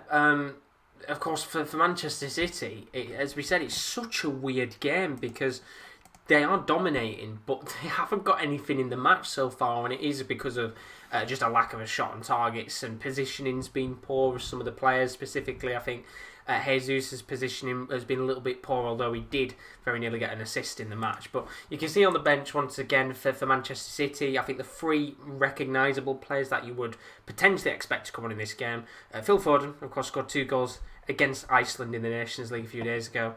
Raheem Sterling, who didn't get called up for England because he was out injured, but luckily he's available on the bench tonight for Manchester City. And then the other player, Sergio Aguero. I was going to ask the same question. For Manchester City, do they make an early change in this game? I would think make another change. We saw how Mahrez is playing. Get him off. Get Sterling on. Let him run at regular. Let him run at the...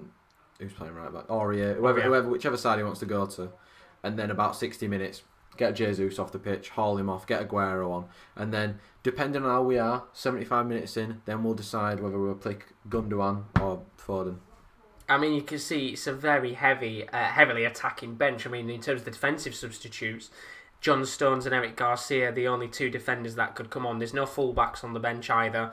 Gundogan could come on in the game. We've tended to see him quite a bit over the last few weeks and months just play off the bench for the last half an hour of matches and things like that. And it all depends on how the game's going to dictate itself when we get into that second half. But it has been a fairly interesting game so far. In fact, to kind of have a look at the stats of the match and see how things are going so far for these two sides, you can see statistics-wise, for Tottenham in this game so far, they've had not really many opportunities at all in the game. They've had 1 shot, 1 on target, which of course is the goal. Manchester City 11 shots, 3 on target. But Manchester City just under 70% possession. Manchester City have committed 10 fouls to Tottenham's 3 or something, was that? Yeah. Yeah, I mean... 10 fouls. Yeah. Why has Laporte not been yellow carded yet, Josh? I don't know how we haven't had a yellow card. It has been a little bit feisty at times, hasn't it, with the 2 teams? I mean, what do you think should happen in the second? Right, what do you think's going to happen in the second half? Make an early prediction, Josh. I think, as much as I've said that I don't think Manchester City get equalised in that first half, I think Sterling will come on for Mahrez at half time. I think in the first 15 minutes we'll see Manchester City get an equaliser. You think? Which will cause Spurs to bring on Bale, I think, at some point. And I think it's... If I had to change my prediction, I think it'll end 2-2 now, rather than 3-3. Expected 3 goals in the second half. I just think it all depends. See it going that way, to be fair. Yeah, it all depends on who gets the goal first. Do Tottenham stay as they have right now? And somehow I could see them getting a second goal in the match, which I think would kill the game off. The next goal is huge. Yeah, like, for sure. Exactly. And I'd like, as a neutral, and I'm sorry to say this, Bernaldo, as a neutral, you'd like to see City get the goal back in this game, because then you would hope Mourinho would change his game plan. And hopefully both teams would go for it, and Tottenham, but mind you, Mourinho probably just goes, I'll take a point. Yeah, exactly. Yeah, I was thinking get that, Joe Rodon on. Get Joe out on the centre. I don't know what his tactics have been in the second half. I mean, just look at the chat right now. Do tell us what you think of the first half performance so far from the two sides. I mean, Peter's put a lot of things in the chat right now, which we'll have a look at in a second. But Carl asked, how was the last 20 minutes of the first half? It was pretty much just Manchester City attack, and then we did get a little Porte goal, which was, of course, given as a handball on Jesus. It was. But we should be underway with the second half in a few minutes. So before we do, let's get through Peter's jokes. No, honestly, Peter, keep them coming. He says, Harry is a wrestler called Kane in WWE. Harry also plays as actor Kane Dingle in Emmerdale. I'm trying to see if we can... a lot of stuff. He is indeed. I'm trying to see if we can get a laugh out of Kieren here, because of course if Kieran L was in the building, he'd be wheezing himself and he'd be crying his eyes out. He loves these type of jokes. Peter then went, can Gareth Bale the win for Tottenham in the second half? There's a slight smile on his face. That was there. Good. That's a good one. I'll give you credit for that one, Peter. Peter's then put secretly Chris' nationality is Welsh. Oh, that's a good one. I like it. I mean, even Chris has gave you a round of applause there. Joe's favourite film is Braveheart. It's a bit of a stinker, that one. And then can Raheem have a sterling substitute performance? The Bale one was the funniest one. Yeah, the Bale one was the funniest one. The Bale one and the Chris one, I think. we like them, Peter. Keep them coming, because if it was Kieran L, he'd be wheezing. It's not me who likes the pun jokes, it's Kieran L. He'd be wheezing. He'd be loving them. There'd be tears right now in this room of joy from those jokes. But we should be underway in a moment with the second half of this match. Tottenham 1, Manchester City 0. Plenty to come. And as I said, our next live game on the channel is Liverpool versus Leicester, which is tomorrow from 7 o'clock. Yeah, Josh has been hard at work. Josh has been hard at work. Look at that. I've indeed trying to get some new graphics on and things like that. No, I didn't. Honestly, I'm massive, eh? Rock solid. But Liverpool Leicester, very quickly before we get back into the second half. Another big game in the Premier League tomorrow night. Two sides who could go to the top of the league. Liverpool with a plethora of injuries across the board, specifically towards the back line. Leicester looking pretty dominant so far in the league. Who do you think is going to win it? They're looking like how they were towards the start of last season, weren't they? Yeah. I never back against Liverpool anymore. I think that Liverpool will win 2-1. It's going to be a close game, but I think Liverpool have got the... even though they've got the defensive frailties, I think Andrew Robertson is going to play. Of course, the centre-backs, probably Matip and another. I think probably Fabinho, if he's not injured. I think Fabinho's still out. I think right now it was potentially Phillips who was playing. He played quite well. When Phillips played against, I think it was West Ham, he played quite well. Of course, Will be the Liverpool expert. That's the expert, Josh. Thank you, the expert on Liverpool. But I think it should be a good game. 2-1. I'm going to go Liverpool. Early prediction. I always feel like I say there's going to be goals in these games, but there is going to be goals in this one. I think this is a game where I guess Leicester, if this is the best opportunity to play Liverpool, it's now, because Leicester should go out there with no fear in that game. No, there's nothing to fear. You've got a great chance to go to the top of the league potentially, depending on what happens across the board over the weekend. Liverpool's backline is going to be lacking. Matip and Phillips, as you said, Phillips did very well indeed. Are they going to be able to stop this Leicester side? We'll have to find out, because mainly about stopping Jamie Vardy, isn't it? Exactly. I was going to say, he's incredible when he comes up against the top six. And I feel like it could be Vardy's game to potentially run riot, because definitely. Who's going to play right back for Liverpool? Is it going to be Milner playing as a right back potentially? Up against Harvey Barnes. Well, that's the thing, because I look at it in that respect and I think, well, you would expect Leicester's attack to walk all over, because I think Thiago's going to be back for Liverpool. Going forward, they'll be actually have the likes of Thiago, Wijnaldum, Mane, Firmino, Jota. They'll be all right going forward. So I think they'll just outscore them, to be honest. Well, that's the thing. If it could be a game of just the two teams going, gung ho against each other trying to score goals, then it'd make for a great game indeed. Leicester have defensive frailties of their own, of course. Johnny Evans injured. Soyuncu still injured. Pereira's out as well. Still injured. Been over a year now for him, unfortunately. But it's quite impressive, because when you look at it in that respect, they haven't got their best back line, yet somehow they're still doing incredibly well, and I don't know whether do you rock the boat when they come back and bring the players straight back in, or do you let the players right now just breathe and continue because they're in such good form. I think there's a certain level, isn't there, where you need to bed these players back in like Soyuncu, because in the long run they're going to be your best players. Do you know what I mean? Yeah. Of course, I think Soyuncu will be straight back into the team because he's their best centre half. He definitely is indeed, but we are underway with the second half of this fixture between Spurs and Manchester City. Of course, for those of you that are watching, we might be a little bit behind you guys because of our stream, so try not to spoil anything in the chat as always. But it's 1-0 to Tottenham as it currently stands. Well, and more surprisingly, early chance though, Josh. No changes as Mahrez comes forward here and the ball is eventually given away. And no changes in the second half by either manager, which is fairly surprising in my opinion. No changes at half time for either of the two sides. Of course, we talked about possibly bringing Sterling on at half time, but no, looks like he's going to stick with it for the time at hand. Okay. Starting the second half as the end of the first though. They are indeed. Kevin De Bruyne just at the edge of the box trying to lay the ball forward. It's Cancelo he flicks it towards. Bit of a switch of play there, and of course you're kind of hoping that they make the most of the space inside of the box, because we've seen for the majority of that 45 minutes that the ball was on the left and the right wing, but no one was there in the box to be able to guide it towards. There was only Jesus, and you can see now it's already a bit of a change. There's 4 players in the box. There's a long range effort taken on there by I think it was Rodri took it on, and didn't come to anything in the end there. Why did he? I don't really think he needed to hit that, but he must have just thought, screw it. Yeah, I guess maybe that's the thing. Maybe they need a speculative effort to get back into this game as they come forward once again here.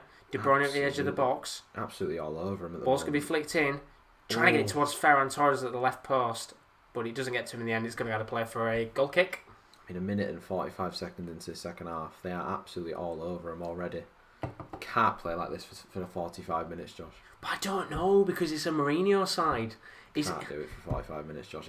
The goal is coming. The goal is coming. But it doesn't feel like it's coming. They've had so many chances to flick the ball into the box as Spurs go long ball again, but it doesn't get towards Bergwijn. But I think Ruben Dias has done all right at the back, dealing with those long balls. I think he's had quite a solid game, to be fair to him. Yeah, they've not had a great deal to do, but I guess in those situations when you've not had a lot to do in 45 minutes, you've got to be able to switch on and focus, because those long balls could quite easily go to the likes of Son and Bergwijn, and it goes over the head of Dias and Laporte, and we could be saying 2-0 just from a simple counter attack, but they've switched on. They've done very well as Manchester City come forward here once again, and very quickly. Just see what happens here with this chance, because Gabriel Jesus is inside the box. The question I will ask you in a moment is, Carlos, do you think Harry Kane could leave Spurs in the near future? Not in the near future. I think if he was going to leave, it would have happened maybe last year or the year before. I mean, now I can't see him leaving with Mourinho at the helm for probably another couple of years. I think it would happen 2 or 3 years ago. Yeah. I think now he's dedicated to try and hit that Premier League record, in my opinion. Yeah. I think that was always the one thing when Kane hit the scene, and it was kind of that first season. I'd probably say the first season or 2 actually, when everyone was saying, well, he's on record currently as it stands to hit Alan Shearer's record, and I think now he'll probably stay to try and hit that and break it. Yeah, I mean, you're going to have to spend probably your whole career at Tottenham. I think he will. Yeah, he could do. I think if he was to move, I think it would have been towards maybe like a Barcelona or Madrid a few years ago when they were needing a striker. I think that's why I said earlier I'm very surprised Madrid never went for Kane, because when you look at him, he is pretty much the mould. Oh. Because there's a little chance there for Spurs to come forward. He's pretty much a very similar mould to Benzema. Yeah. I mean, he's got a little bit of trickery here and there, but he's a very similar mould to Karim. I think he's a better finisher than Benzema. Oh, 100%. I think Benzema's a very underappreciated striker. He is. Well, I think Harry Kane is the full package, really. Apart from the pace, he's the full package. Yeah, exactly. I mean, Benzema was never a massively quick player on his day. I think you could probably say Benzema's a little quicker still, but he's just a really good player on his day. I'm surprised that in the end, none of those big sides ever came in for him as a mistake here at the back. What is Kyle Walker doing? Here's Harry Kane on the ball, about 35 yards out from goal. Still going here, Kane. Lays the ball off onto the left-hand side. Can the ball be flicked into the box? Still going here. Some lovely work. Trying to get it towards Kane, and in the end, it just doesn't reach him. Very unlucky there for Spurs. Like I said, you can't play like the way they were for 45 minutes, Josh, and they're actually come out of their shell a little bit, Tottenham. Poor pass from De Bruyne. don't really say that much. But Jesus done well to win the ball back off Eric Dyer. It was very good work indeed. It was just a very good chance there for Ndombele to try and flick the ball into the Or have a shot. Yeah, exactly. I mean, it looked like he really wanted to get the ball to Kane, but in these moments where, let's be real, for the 50 minutes, they've had one chance in the game overall, which went to the back of the net. Just take it on. This game could have gone a very different way for Tottenham. It's a great pass. Absolutely. Good chance here, though, for Manchester City to come forward. Ferran Torres there a little bit too slow to the ball. Sounded too heavy of a touch when he first received it. I mean, you can see here the ball flicked to the left-hand side. He does make the run. It's a good pass, but it's just that touch. Oh, It's just too heavy. Touch. Too heavy when he went for it, and of course, when as soon as he's going to hit that, Aurier is just going to slide it back off him. It's a really poor touch indeed, and Aurier going for the slide tackle anyway. Probably knew it was going to have play, but thought just leave a bit of a dint there on Torres. Do you know what? Now Pep's seen that, I'll just show up for a second. De Bruyne. Let's go for long range effort. Oh! Just wide of the mark towards that right hand side of the post, and as we said, maybe something speculative in this match might be the thing that gets Manchester City back into the game. It's a poor pass from Aurier, and it finds Torres. Rodri straight to De Bruyne on the edge of the area. Just tries to drive one. And we've seen them nestle in the bottom corner, but that one was destined for the advertising boardings towards the right-hand side. Just not enough curl in the shot, unfortunately. No. We've seen it in the past with De Bruyne, but that was a bit of a poor effort there. As there's a long ball flicked up here towards the Spurs attack. Edison coming out there. I had visions of Edison missing that. He's done it before. He's done it numerous times. I think that's the one worry with him, isn't it? He's a very sporadic keeper. He's reactionary. He's very erratic. Yeah, erratic. That's probably the word I'd use. He does tend to come out a lot, and we've seen numerous times in the past. The Liverpool goal a few years ago, where he came out of his box. Yeah, he was smashed all the way into the back of the net. Chipped by Salah. I mean, I think yellow. That's his second one, ref. Come on. How have we not had a yellow card yet? Mike Dean. Pull your yellow card out, man. Bloody hell. Usually it's the Mike Dean show, but I tell you what, it hasn't been the Mike Dean show yet in this match because he's not brought any cards out, and I will give him credit. There's been a good flow to the game. He's going to take Højbjerg off before he gets the yellow card, Josh. Oh, he's going to ruin the bet, isn't he? Yeah? Which is what you don't want to see. As Manchester City come forward once again, they're trying to get that equalising goal in this match, but they just can't seem to find a way to break down this Spurs defence somehow.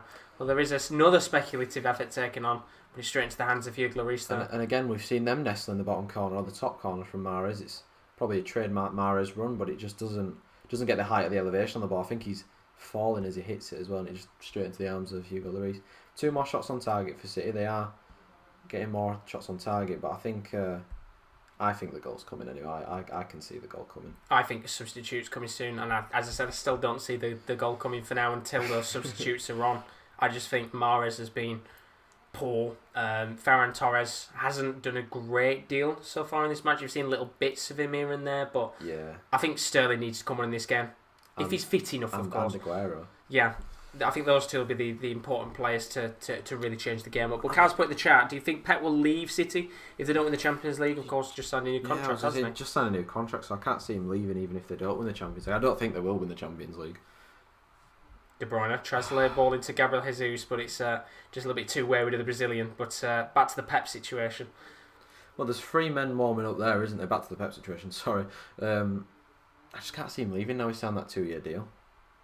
Yeah, I think he won. He's desperate to win the Champions League here. I think it was the first thing that was said, wasn't it? His aim was to come in and try and win the Champions League, and well, he's got an extra 2 years to try and work towards that project, hasn't he? I don't think it'll happen. I don't think as well.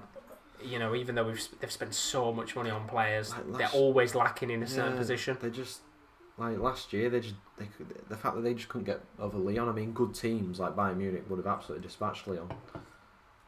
Yeah, exactly. I mean, look, when Bayern Munich did face Lyon in the end, it was a tight game for a little bit, and then Bayern Munich just went on and steamrolled them as Manchester City come forward here. Kyle Walker trying to flip the ball into the box. Thought he was going to go out and play there for a corner, but he doesn't. And there could be a chance here for Kevin De Bruyne on the right wing. Tries to flick a ball. Don't know what he's trying there. Just put your foot through it and you might score. That's poor from De Bruyne. I don't really know, as you said, what he was doing there. Was he trying to flick a ball into the box? Initially, good defending by Reggie. On the clearance, not so much. Comes to De Bruyne, and I don't really know what he's trying to do. Is he trying to dink it back across goal? Because there was nobody there. Yeah, I mean, he doesn't even look up to see there, and it was just poor decision making from De Bruyne. It comes back to your point about how he's not really been in the greatest of form recently for City, and of course, as it currently stands, with how this game influences the Premier League table. Yes, City do have a game in hand, but that will put them 9 points potentially behind top spots. It currently stands at 8 points. Liverpool and Leicester still to play. We talked about this, didn't we, before the game started? Of course, the teams like Arsenal, Man City, Man United now need to start winning games to catch that pack at the top. And I mean, for Manchester City, if they do lose this game, it's an absolutely massive loss for them, I think. Big 3 points for Spurs, though. Oh, massive 3 points for Spurs. I think this is their biggest test of the season so far. But I'm not going to say they've passed it with flying colours, because they've not smashed Manchester City. It's been a smash and grab performance, a very Jose Mourinho-esque performance. But that's what we know him for. We know him for having sitting back and letting teams come at them, and getting one goal in the game and kind of closing down and keeping tight. And it's worked well so far. Whether he can hold on with 35 minutes left, I don't know personally. But it's the biggest test so far, Spurs. They've had the game against Everton, which was a poor result. But in terms of the bigger teams in the league, so far they're 1-0 up. It'll put them to the top of the league, and it's a fairly organised performance. I'm not going to say a good performance, organised and professional in terms of how Mourinho likes to lay out his side. Yeah. But Manchester City here, as we said earlier, got 3 players who were warming up. Ilkay Gundogan was one of them. Raheem Sterling was warming up as well, alongside Foden. But we've got Gabriel Jesus here. Ferran Torres on that left wing, trying to flick a ball towards the path of Bernardo Silva. It's made it a little bit awkward for the Portuguese midfielder. Ball lobbed into the box towards Jesus. He gets a flick on the ball, but it's a little bit of an awkward position. When the ball originally came to Ferran Torres, why didn't he just shoot? Or watch when it comes to him here. He kind of just shapes himself up. I'd have just kept going down the line or had a shot or something. I mean, and the pass from Bernardo Silva right back to Cancelo. Why does he need to do that? I mean, there's just poor decisions all over the park from Manchester City at the moment. It's as if they're scared to take a shot on when it gets into the final third. It looks to me, hence why I feel like they're not going to get back into the game until the subs come on. It's as if they're trying to get a little bit too pretty with the goal. Everything's got to be silky and smooth. It's got to be one-touch football to get goals. It's got to be eccentric long-range passes to get back into the game. As De Bruyne's through here, and it could be a chance. He takes the shot on. A great block there, and that could have been the chance. We were just talking about eccentric chances, but Tottenham on the break now with Ndombele. Bergwijn left-hand side, Josh. Well, there's not really much you can do in this situation. He's going to have to lay it back in the end. And Marshall doing well there with Ruben Dias. Really good work there, and yeah, as I said, it's as if they want to be too pretty with the goals. Just fucking whack it. Just have a shot. Do you know what I mean? As we said Ferran Torres a moment ago, it's a good opportunity. Test Lloris, because he's not had much to do so far, but it could be Edison who gets a chance to be tested here, and that'll be that pass from Kane. It's a poor pass and a good pass at the same time. It's kind of made its way to Bergwijn at least. As indeed, and it's going to be Ndombele. Lovely bit of trickery from the Frenchman. Ndombele still going in maybe a little bit too much of the ball, but he's going to come towards Son at the edge of the box, who takes the shot on. Deflection there from De Bruyne, and first little chance here, isn't it, really, in this first half for Spurs to come forward? That was a good opportunity to have a shot on target at least. Sissoko takes it past a few players. Kane back to Sissoko. Good defending by João Cancelo back there.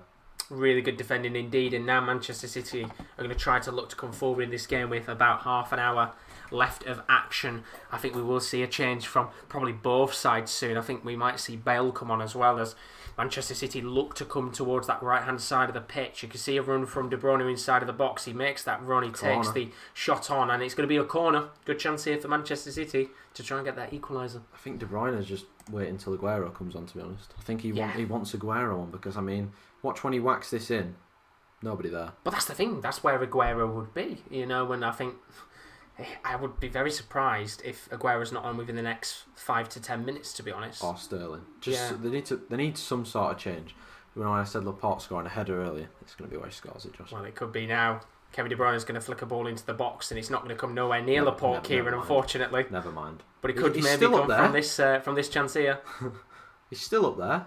Bernardo Silva, just towards the left wing, going to flick a ball into the box. There was a great cross, and Riyad Mahrez, what are you doing? Just misses the ball, and now it could be a chance for Spurs to come on the counter, but the poor ball's given touch. away, and it's Kevin De Bruyne, who's just outside of the box, still going here. De Bruyne still going, takes the shot on, and he's going to have to play for a corner. Greedy. Should have just laid it off to his right to Mahrez, or even when he was breaking at the first place. Great tackle by Rodri to win it off Reguilon there. I mean, he's got Bernardo Silva to his left, Mahrez to his right. Instead, he tries to take it on, and he just hits Dyer and flies out of the way for a corner. But bit rusty from Reguilon there. Yeah, I mean, it was a really good chance for them to come forward, wasn't it? But the corner's going to come in. I'll talk about it in a second. Ball's lobbed into the box. Oh, he's bobbling. Eventually, it's cleared away. And Kieren, he's desperate for Laporte to get a goal or at least something in this match. And yellow card on him. Another chance that goes back in us. We've got a play down here in the box. But Riyad Mahrez flicks the ball into the box. Laporte trying to get it down. Still with Manchester City here. Bernardo Silva with a scuffed effort. Still got it right now in the box. Manchester City. They're looking to come forward, and the ball from Jesus is flicked towards Lloris, and we've got a player down in the box here. It's Laporte. Yellow card for Laporte for being down. Yellow card. Wasting time. Time wasting. That was awful from start to finish from Manchester City. The ball's into the box. They're just not doing anything with them. And I mean, what was Gabriel Jesus and Bernardo Silva doing there? He's so sloppy. He's screaming for Aguero, and I'm surprised, which is what I was going to say earlier, I'm surprised Aguero isn't warming up at the very least, because the three players, of course, warming up were Gundogan, Phil Foden and Sterling. Why put Aguero on the bench? And of course, this will be influenced in the next half an hour, whether he comes on or not. If he doesn't come on, why put him on the bench? I mean, it's a game that they need him. They need someone. They need someone to come on and really pick him up by the scruff of the neck. And I mean, Kevin De Bruyne is trying his hardest out there, but he's got nobody in the middle at all. He's got nobody with that instinct like Raheem Sterling has to get on the end of a cross. And I mean, as good as Ferran Torres and Riyad Mahrez are, they're just not at that level. Do you know what I mean? That Raheem Sterling is. But that's a bouncing ball. Laporte's dealt with it well. Yeah, exactly. I mean, Ferran Torres was one of those where you couldn't drop him because, of course, of his hat-trick against Germany. You know, bring a player who's in good form, he can turn up on his day. Riyad Mahrez scored for Algeria as well. A little bit more interesting as to why he played, considering he was being on international duty. It's not really been that good this season as Riyad Mahrez. I mean, a lot of Manchester City players haven't been good this season, but especially Riyad Mahrez, he's really let himself down, I feel. Yeah, and I think it comes back to what we said earlier. I think fans are getting a little bit frustrated at the fact he just tends to not give the ball to any players as he flicks the ball into the box this time and straight into the hands of Lloris. The delivery today has been abysmal. And like I said, extra man in midfield, Lo Celso's probably going to be coming on for Spurs in the next 5 or so minutes. And it's the right decision there from Mourinho. You said in that first half they were a little bit overwhelmed, and even now in these first 15 minutes they've still been overwhelmed in terms of the amount of Manchester City chances. And the ball is going to go out of play here for a throw-in. Spinning? Which is quite impressive, isn't it? But yeah, that first change coming, Lo Celso, in a moment, who do you think is going to come? Not Højbjerg. Not Højbjerg, Jose. I think it might be, but there could be a chance here for Spurs to come forward. Oh, he's come out of his goal, Edison, but the touch from Son is too heavy. And we've seen moments, time and time again, Edison is a sweeper keeper. He comes out of his goal and just a little bit too heavy from Son. That was the chance to make it 2. I mean, Son has been absolutely class when he's got onto the end of those passes. I mean, the touch, just a little bit too heavy, and it let him down a little bit that time, and that ball let Spurs down. I mean, he knows how close he was to making that 2-0, probably seeing off the game. And it was the ball from Harry Kane, and it's just a little bit too heavy. And I don't know whether you give credit to Edison there for the fact he's come out and put the pressure on Son, or whether it's just a really poor touch. I think it's a combination of both. Yeah, I would have gone for the latter, but it's a bit awkward there for Son to be able to just take a small touch on the ball to get it round Edison without what is getting a tackle. Silva doing? Really poor indeed. I think maybe I'd be surprised if Bernardo Silva stays on, because he's been pretty poor in this game as well, hasn't he? I think Rodri's been their best player, Manchester City. He's broke up the play quite well. But apart from that, I can't really say anybody else had a good game.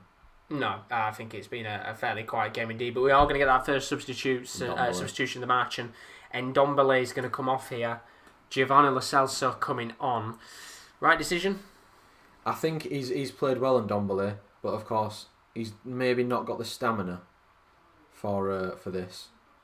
Of course I'm not saying he's quite a lazy and lethargic player, but he's got that body language about him. Of course he's done his shift today. and Lo Celso can come on. The engine room can come on now. And also, certainly somebody who's going to be a little bit more creative than Ndombele as well. You know, if they're going to play very similar, not change the system up, perfect player to bring in as a cam. He's quite a silky little player on his day, and we've seen in the past when he's come on in matches, I think a lot of people have said he's the difference maker sometimes for Spurs in that midfield as they look to come forward here. He's open on the left-hand side, is Lo Celso. If Kane looks for him, and he has looked for him, and Lo Celso is in. Oh. Lo Celso! It's 2-0! Oh! And he's just come off the bench, Josh, and to make it 2-0. Wow, what? Has he been on for about 10 seconds? Was that his first and second touch to make it 2-0? I think it is indeed, and well, if you're thinking about substitutions that have influenced the game, a substitution from Mourinho, 2-0 Spurs, Lo Celso, who's been on the pitch for about 10 seconds, with his first and second touch of the game, 2-0. You knew exactly what happened. Derek Dyer, brilliant ball at field. Harry Kane receives it, and there's a massive gap between the City midfield and centre halves, and there's a massive gap from the right back who is nowhere to be seen. Where is Kyle Walker? Well, I was worried that Kane wasn't originally going to pass the ball because you can see him running here. And where is Kyle Walker? He only just looks up. Kyle Walker is up in Tottenham's area. And he's just jogging back. And I mean, Manchester City, woeful defending again, and I mean, good finish from Lo Celso. And this is what I mean. Tottenham. It has been a game where City have had so many chances in the match to get an equalising goal. They haven't. Spurs have one chance. They've had, one or two chances in this second half to come forward. They've got that goal, and you can see how much it means to Mourinho. He knows how important the next goal was going to be in this match, and Spurs have got that goal from the substitute Lo Celso. Now, surely, Manchester City got to make some changes soon. I mean, Pep Guardiola under the cosh a little bit now. They've got to come out and do something quite special to get back into this game. It's absolutely a fantastic game indeed for Spurs right now. It's played into their hands perfectly, and as I said, I didn't think City would get a goal back in this game. We said in that first half, at half-time, the next goal was going to be crucial. Oh, it was. Spurs have got the goal now, and I can't see Manchester City get back into this game. I mean, typical Jose Mourinho will shut up shop now. He'll probably bring Joe Rodon on for one of his strikers, probably Bergwijn. I don't think we might not see Gareth Bale, Josh. But then again, I don't know. Do you bring on Bale and try and make the most of the minimal chances they're going to get into the game? I honestly don't know. Do you rest Son and bring on Bale and give him a little bit of time? I mean, I don't think you. Well, they might be in again here. Could be a chance potentially, and it's a ball flick. Kyle Walker's actually in his position this time. Well, certainly saving all of his energy there to get that ball back. But just very quickly, I know Kyle asked a question in the chat. Is my profile picture a picture or a silhouette? Every time I send a comment, the picture changes to a silhouette. It's a silhouette right now, Kyle. Apologies, but you're not being needy at all, Kyle. But on our screen, it's always been a silhouette. I've never seen a picture in the chat on your profile picture, Kyle. But I'm seeing Antoine in the chat. Don't wind me up. They got the Josh, they're in again. But it could be another chance here. I'm too busy looking at the feistiness in the chat. But it's a feisty performance here from Spurs, and well, hopefully we'll see some substitutes soon from Manchester City because De Bruyne is coming forward. Going to lay the ball off to Bernardo Silva on the left wing, and there's not much he can do here. There's nobody to pass to. I mean, look at the bodies back there for Spurs. Can they get a goal in this game and really make this last 20 minutes interesting indeed? It's a ball flicked into the box. It's what they've done all game long, just flicking balls into the box, and it's come to nothing here. It's a handball at the moment. I mean, I'm not quite sure where Mike Dean's going. Just centre of attention. Going for a shrug, isn't it? And well, 22 minutes on the clock here. Still not seeing any players kind of getting ready to come on here for Manchester City. We watched the the post-match interview with Pep Guardiola. He was saying about how his team has been so good recently. They've been so shit for 70 minutes, in my opinion. Watching the replay of the goal, when Kyle Walker loses the ball in Spurs' final third, I mean, there's no desire to get back. He's just literally walking back. Harry Kane on the floor, maybe receiving some treatment. But 21 minutes left, in this game, Josh. It's going to be a hard one for Manchester City. They need a goal in the next 5 minutes to get back into this game, or before 80 at least. It is, and well, look at Pep right now. He's just kind of walking around the pitch, of course. His cardigan on again. He has indeed. He brings out that condiment every year, doesn't he, when he gets around to winter? But there just seems a lack of desire. I mean, Bernardo celebrating in the chat saying Gio buzzing, of course, Didn't with he his say, side. he said 3-0, did he, Bernardo? He did indeed, and well, they've got a free kick here, and it could be the perfect situation to potentially put Tottenham 3-0 up. And can they do it indeed? It's actually going to be a big chance. Kane is in the box alongside Dyer. Højbjerg's in there as well. Can Tottenham make it 3 to the good? If they're going to score here, it's Son. Awful ball. It was headed back in by Højbjerg. I think it might have gone out first though, but yeah, poor from Son. That a really poor free kick. But Manchester City coming forward now, Josh. They are indeed. They've got to get a goal back in this game. Time is running out indeed. There doesn't seem to be much of a desire to come forward though. It's Rodri, just in the middle of the pitch right now, going to lay the ball off to Bernardo Silva. Now he drives forward, flicks a really poor ball towards Mahrez, gets to him in the end. And what can the Algerian do? Lays the ball off towards Rodri. And once again, it's just so poor from this Manchester City side.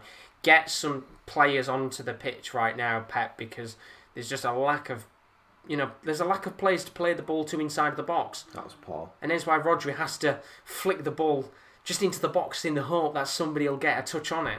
And you can see De Bruyne is making a few more extra runs forward inside of the box, so there's someone to go towards. Might be caught out here. Oh, part of the back, Kane still got the ball and good defending in the end. Yeah, good. Oh, and Harry Kane just pulled down João Cancelo. Where's the yellow card? I'm not quite sure what he was doing there, trying to win a free kick for Spurs, but Manchester City coming the other way. It's Mahrez.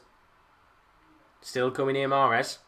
Flicks the ball towards Bernardo Silva at the edge of the box, and you can see Gabriel Jesus. I'm trying to monitor what Jesus does, and he's not doing much. That's what I mean. he's not doing much, is he? His runs that's are poor. a fantastic Although that's a pass. great ball, and his touch is a little bit awkward in that position. The first time they actually find him in the box, and it's such a poor touch. So I'd say so unlucky, but I think in that situation it's a little bit awkward there for Jesus to be able to get a decent touch on the ball to have the shot on target. But they're coming forward here once again. Well, it's going to be a free kick this time, and still not had a yellow card in this game. It's a good chance to get back in this game though, this free kick. Get it in the box, get it on someone's head, and get it in the back of the net. They need this, Manchester City.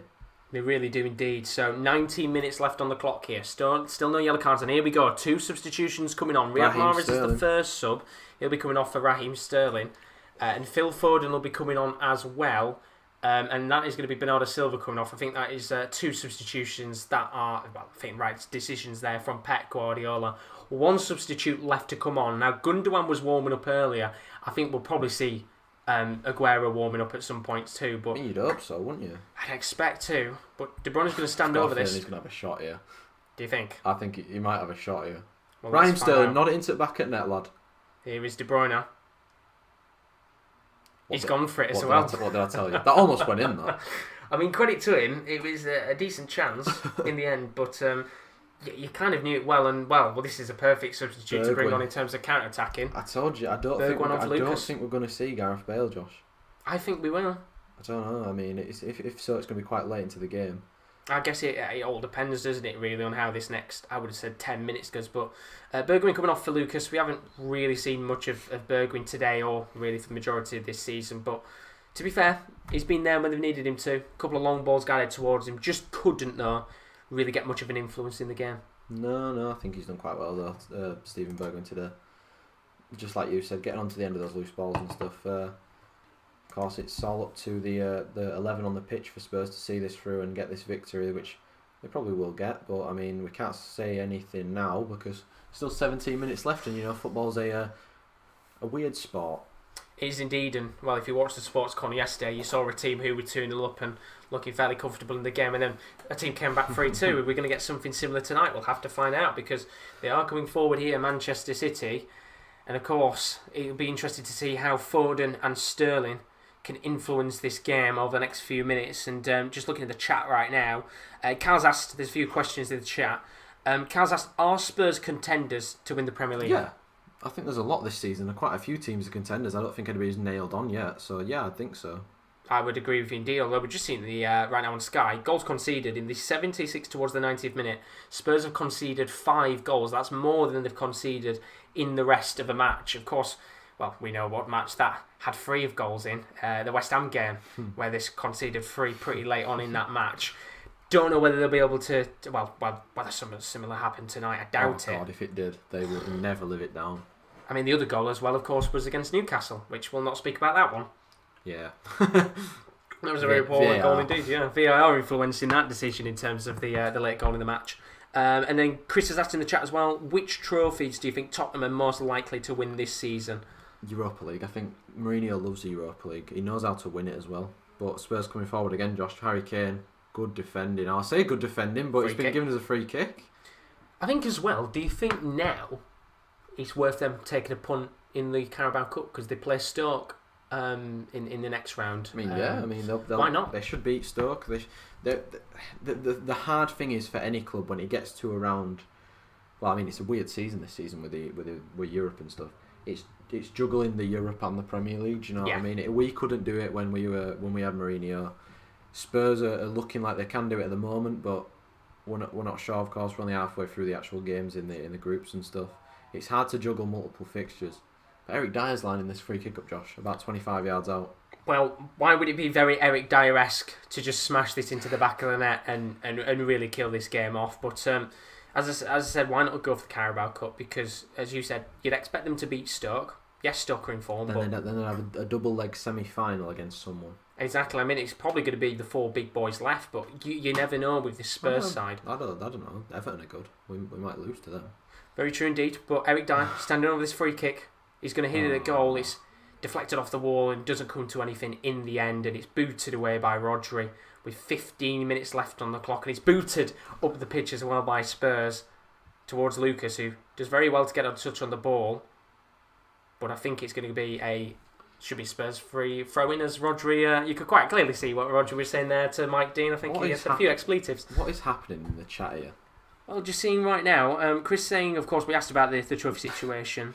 I mean, but as part having this talk, I don't want to say yes, but I want to believe, if that makes sense. The Sun always posts that headline and it's bantered on. But I want to wait until the season is over. Do you have the Sun in America? I didn't know they had the Sun in America. No, I thought it was a British newspaper. Honestly, if you've got the Sun, I feel sorry for you. And then Antoine's put, Chris, of course, I'm a Tottenham or Liverpool or Chelsea fan. Choice for me. I don't know what's happening with Antoine and Chris. I don't know, but it's quite enjoyable to watch. It's like added drama on in this game. And then another question, which is directed to you, of course, Kieren. No. What's your score prediction for the Man U West Brom game, which is at 8 o'clock? In fact, are the lineups out now? Yes, they are. I don't want to answer it because I don't want to say we'll win, because then we'll end up getting beat. 4-0, Chris, to Man United. Who's playing tonight for United? Alex Tellers making his debut, which is good to see. Paul Pogba's not in the team, as I told you. It's pretty much our strongest 11. Is Cavani on the bench? He is on the bench. He is on the bench. Martial's back up front. Interesting to see how that goes tonight. Of course, that's at 8 o'clock, but we've got 13 minutes left of this game. I'm going to go 5-1 to Man U. I'm going to be optimistic. Can't we have the clean sheet, Josh? Oh, I should have triple captain Bruno Fernandes. I did triple captain Bruno Fernandes. Well, I didn't in the end, but it was a chance for Gabriel Jesus to come forward. He was dancing his way through on goal, and very Mahrez-esque, wasn't it, really? Danced his way through, but came out with nothing there. But there's not much I think he could have done in that situation. Mata is also playing tonight. Is he? Well, Chris put in the chat he thinks it's going to be 6-1. Right wing one Mata. Oh, I mean, if you're a FIFA fan, that's an inform you'd certainly be desperate to get. You would, because you like weird informs. And then Bernardo's put... that could happen. It could happen, Bernardo, mate. I've been nice to your team tonight. Well, I mean, I think you'll spank them up, to be honest. Yeah, but it's Man United and we're shit at Old Trafford. True, but isn't this the perfect way to revitalise yourself just off the back of the international break? I would expect us to win. Yeah, I bloody would as well, but I guess we better win. Antoine's put 7-0. City are getting beat. We can go above them if we beat West Brom. Which is mad, isn't it? Mad to think with how United's season started. We've got a game in hand as well. Exactly, which means more points potentially for you as well. I mean, of course, City have got a game in hand, but it's going to be a tough test against Villa. But it's going to be free kick here for Spurs. It's getting to that point of the game where silly fouls... Oh, Bale is actually warming up. Gets to that point of the game where silly fouls are getting committed and... He's smiling. And all the time wasting comes into play. It's probably going to end 2-0, isn't it? It feels like it is going to end 2-0 here, but Gareth Bale, he is warming up and he's smiling. He probably thinks maybe he can influence this game and get another goal in the match. But when he came on against West Ham, it was 3-0, and then it went 3-3. Very true, although I think, as sad as it is to say, West Ham looked more likely to get 3 goals back in that match than City have to get 2. Which is quite sad because, well, you look at City's attack and it's miles better indeed, but they're coming forward here and Kyle Walker is using that pace he should have used earlier, and that is a great tackle indeed. And, well, Kieren wants that Højbjerg yellow card, he's not going to get it. Someone's dead. As Alderweireld looks like he's got an injury. Cramp. Yeah, I think he's got cramp. Who's going to come off the bench, though? Gareth Bale? Gareth Bale playing centre-half? Yeah, go on then. Joe Rodon. It's going to be Rodon. No, Gareth Bale, Josh. Oh, it's a shame, but I told you. what can you do? Told you. Well, it's all Alderweireld's fault. If he didn't go down here, we could have seen Bale coming on, but yeah, no, bit of a shame here. Joe Rodon's got 10 minutes to they're losing keep a clean sheet. the big man at the back there, of course. Joe Rodon, big task to come on now in such a big game. I know it is only the last 10 minutes, but he's got to be switched on straight away. He certainly does indeed. The And graphs are out. well, this is where I'd be saying bring on Aguero in this match and test it because, well, Rodon's not going to have had a great deal of time, isn't he, to get to grips with this Spurs squad. I think he was on international duty as well. Who? Rodon, I think he was. He plays for Wales, doesn't he? I don't know. He might have been. Well, obviously Bale now, sitting back there, probably thinking, that's probably alright, I guess, isn't it? I'll go play golf. Yeah, go play golf. But Alderweireld, 10 minutes left here. Just have a look at the chat, see what you guys have been saying. Cal said, I will always support United till the day I die, but I don't have the energy to wildly celebrate like I used to. True. And then Chris has put his lineup for the Leicester game tomorrow. Joe Rogan. Oh, God, bloody Joe hell. Rogan, that's good, though. That's something Peter would say, isn't it? I mean, he's saying for his back line tomorrow for Liverpool, Williams, Matip, Fabinho, Robertson. He says Fabinho has been training, so maybe we could see him come into the team. But Rodon is coming into the team here for Spurs with 9 minutes left of the match. And still, Spurs have Manchester City have a substitute to use that. You know, we've not seen anybody really warming up. He's probably still sat on the bench. We've not even seen anything of Sergio Aguero all night. We saw the early pictures of him on the bench, but like... In fact, it wouldn't surprise me if he wasn't fucking here and he just put him on the bench to try and scare Spurs. No, we saw him at the start. He was on the bench, but since the second half started, the Sky cameras have not even gone over to him once. So no, which has surprised me because I thought maybe one of the Sky kind of presenters or pundits would have said, why not bring on Aguero here? But we might actually have the first yellow card of the match. Nah, No, we won't. Mike Dean. Just yellow card Højbjerg for no reason. For being Højbjerg. Push Mike Dean over. And then Laporte comes in and starts scrapping. I mean, Bernardo's just put, I hate to see Toby down, but this is a nice chance for him to fit in. It's a big game for him to come and fit in. Certainly is indeed. But what were you going to say before? Reguilon was down injured. And they've already used their 3 subs. I hope it's not a serious injury for him because Spurs might have to play with 10 men. Well, Gabriel Jesus there, you can just see him on the screen right now if you're watching alongside us, hands on his head, probably thinking about all of the chances that he's missed in this match so far. And I think, to be fair, it's probably fair to say that the majority of this City team hasn't looked convincing. As we've got a De Bruyne free kick here. He's hitting this. This is not going... He's hitting this, Josh. Into the sky. He's hitting this and it's just going to fly over. Well, let's find out what happens here. Lloris organising his wall. 8 minutes left on the clock. If they need a goal, they need it now. And the man who you would expect to try and put this free kick to the back of the net would be Kevin De Bruyne. It's not been his finest 90 minutes of action, but he's going to flick it into no one.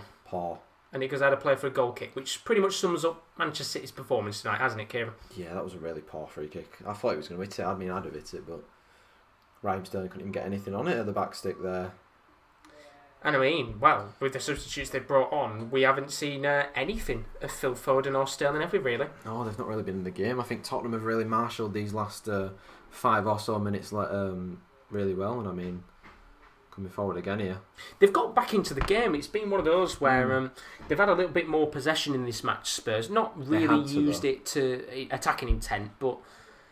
They had to get back in the game. They couldn't sit back and... Oh, I think they could have. I genuinely do. I think this Manchester City side has just been really poor to watch in terms of finishing. We said how poor De Bruyne has been, but we've seen nothing of Jesus in the second half, have we? Apart from that one ball that was kind of guided towards him. I mean, Gabriel Jesus, it seems whenever we watch him, Josh, he's just not good. Fraudulent. Do you remember the... what game did we watch? That was the Southampton game. Yeah. The 1-0 where he was absolutely awful. He's been pretty poor tonight, but Rodri, who's been the better player on the pitch for Manchester City, trying his best to Don't know where he's going. squeeze the ball to left wing where there was no one in the end, but the ball's laid off eventually to De Bruyne, who lays it all the way back towards the path of Poor pass Walker. from Walker, and there's And a he's counter. giving it away, and It's Reguilon he's going to keep pushing forward here, Reguilon, and this time Kyle Walker in position. is in position, which, well, when you look at that goal, for the second goal for Lo Celso, it was miles away from the Argentinian, as Manchester City look to get an equaliser that would, well, not equaliser, sorry, get a goal back in this game that they've been desperately craving for, 80 minutes now since the first goal? Oh god, I've been craving it for probably 90 minutes, I'd have to say. Well, Lucas Moura's got the ball back here, and he's going to drive forward, lays the ball off to Son, who's going to push forward himself. Just keep the ball. Look how easy Play it it is. in. Oh, It's so easy for Tottenham at the moment, and Manchester City are just absolutely awful. it's been really poor indeed. Chris has asked in the chat, do you think Manchester United will go back in for Jadon Sancho? Yeah, When?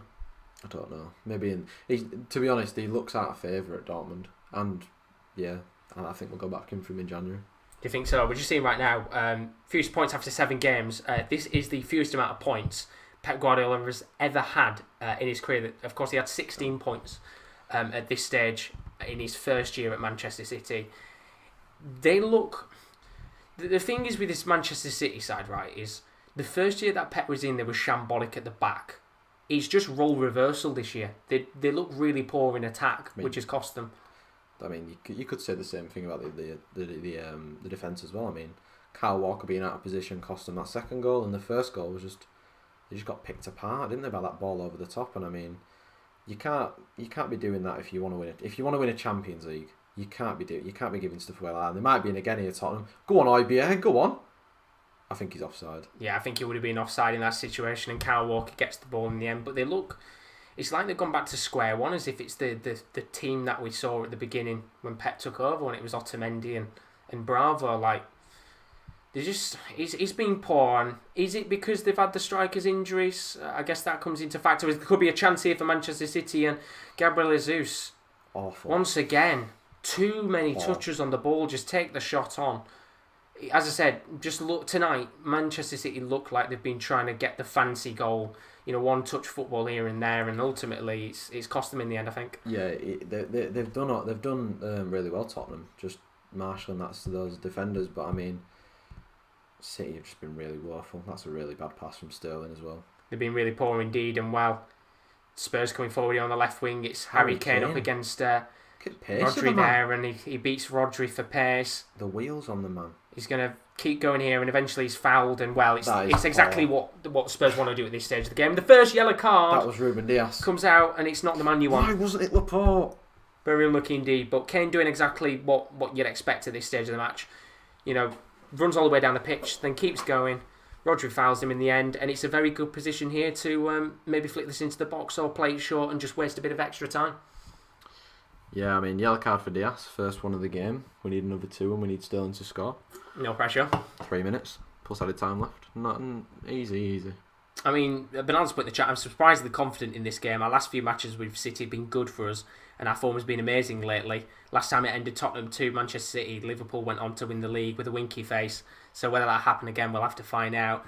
And the Bernard's put, you can have Liverpool if you're already red, of course. Antoine asking what club he wants to support. I mean, he wants to support either Liverpool, Chelsea, Tottenham, Man City, Man United, Tottenham or something. So he's put Tottenham twice in there. Could potentially... Well, Tottenham won the ball back here, Josh, and they've won another free kick. He's put Arsenal out as well. And there's a yellow card as well. It's Ferran Torres. Which is another card, but for the player that you don't want it to go to. He's bringing the yellow cards out in the 88th minute. Mike Dean, what are you playing at? I mean, you can see there, it was Reguilon initially with a tackle, and then Ferran Torres comes in with the afters. And with 2 minutes left on the clock now, what a poor performance tonight from City. We'll talk about it when the whistle goes. Pep, just sitting there watching the world go by. Is he going to blink at some point? There he is. And oh, God. No admiration to make a change. Have a shot, Harry Kane. Just hit it. Just have a shot, lad. Well, here we go. Harry Kane standing over this free kick. It's going, yeah, knew it. I knew it. I knew exactly what was happening then. This is a very Mourinho-esque performance towards the end here, and well, they get the ball back here, Manchester City. If they can get a goal now, it would make for a very intriguing last couple of minutes of action, although I don't think we'll get a great deal of additional time. No, maybe 2 or 3 minutes. But knowing with them, they'll give him 6. 5 or something, yeah, for no reason. Something mad. But Manchester City coming forward here once again, and can they get a goal in this match with a few minutes left? Doesn't feel like it. De Bruyne, about 35 yards out from goal. People they've got in the box now, though. They're going for it at least. It's a great pass. There we go again. Just on that left wing, and nothing coming in. There's a free kick. Harry Kane. He's going to get a yellow card, isn't he? Yeah, knew it. He does indeed. That's Fuck 3 off, yellow cards now. Fuck off, Mike Dean. Wait until the end to bring out the cards in this match, and that was a foul, to be fair. It's a tactical foul, I guess, but it's a free kick in a good position here, and this time, surely De Bruyne takes it on. Why not? Get Aguero on. Why not? Get Zach Steffen on up front. Yeah, sod it. With 25 seconds left of the 90 minutes, you might as well. But De Bruyne stands over this free kick. He's not hitting this. He's flicking this in the box, isn't he? You can see he's looking. looking. It in box. Here we go then. Off Foden. De Bruyne flicks it into the box. Oh, what it's a good save from Lloris, and he's had nothing to do. I think it was Ruben Dias. It's a really good save. He's had nothing to do for 90 minutes pretty much, but that is a really good save. It is Ruben Dias. Free header, and he heads it straight at Lloris. And that's the best chance they've had of the game, I think, isn't it, for City? Yeah, I'd have to say so. Well, we are into the 90 minutes now. Don't know how much additional time's been added on here. It's not come up on our screens as of yet, but they're coming forward, Manchester City. Will that give them a bit of belief? Got a corner as well. They get a corner here. Get a yellow card for IBI just for giving corner away. Still don't know how much additional time is there.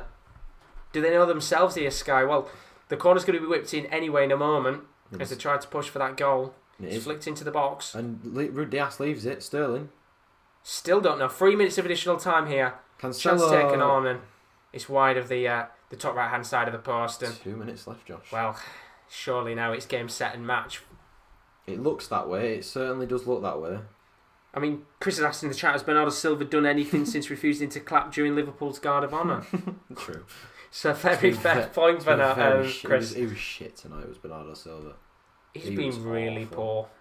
I mean, Harry Kane being given the man of the match. I haven't really seen much of Harry Kane, to be honest. I don't know who should be the man of the match, to be honest. I'm not gonna lie. I don't know.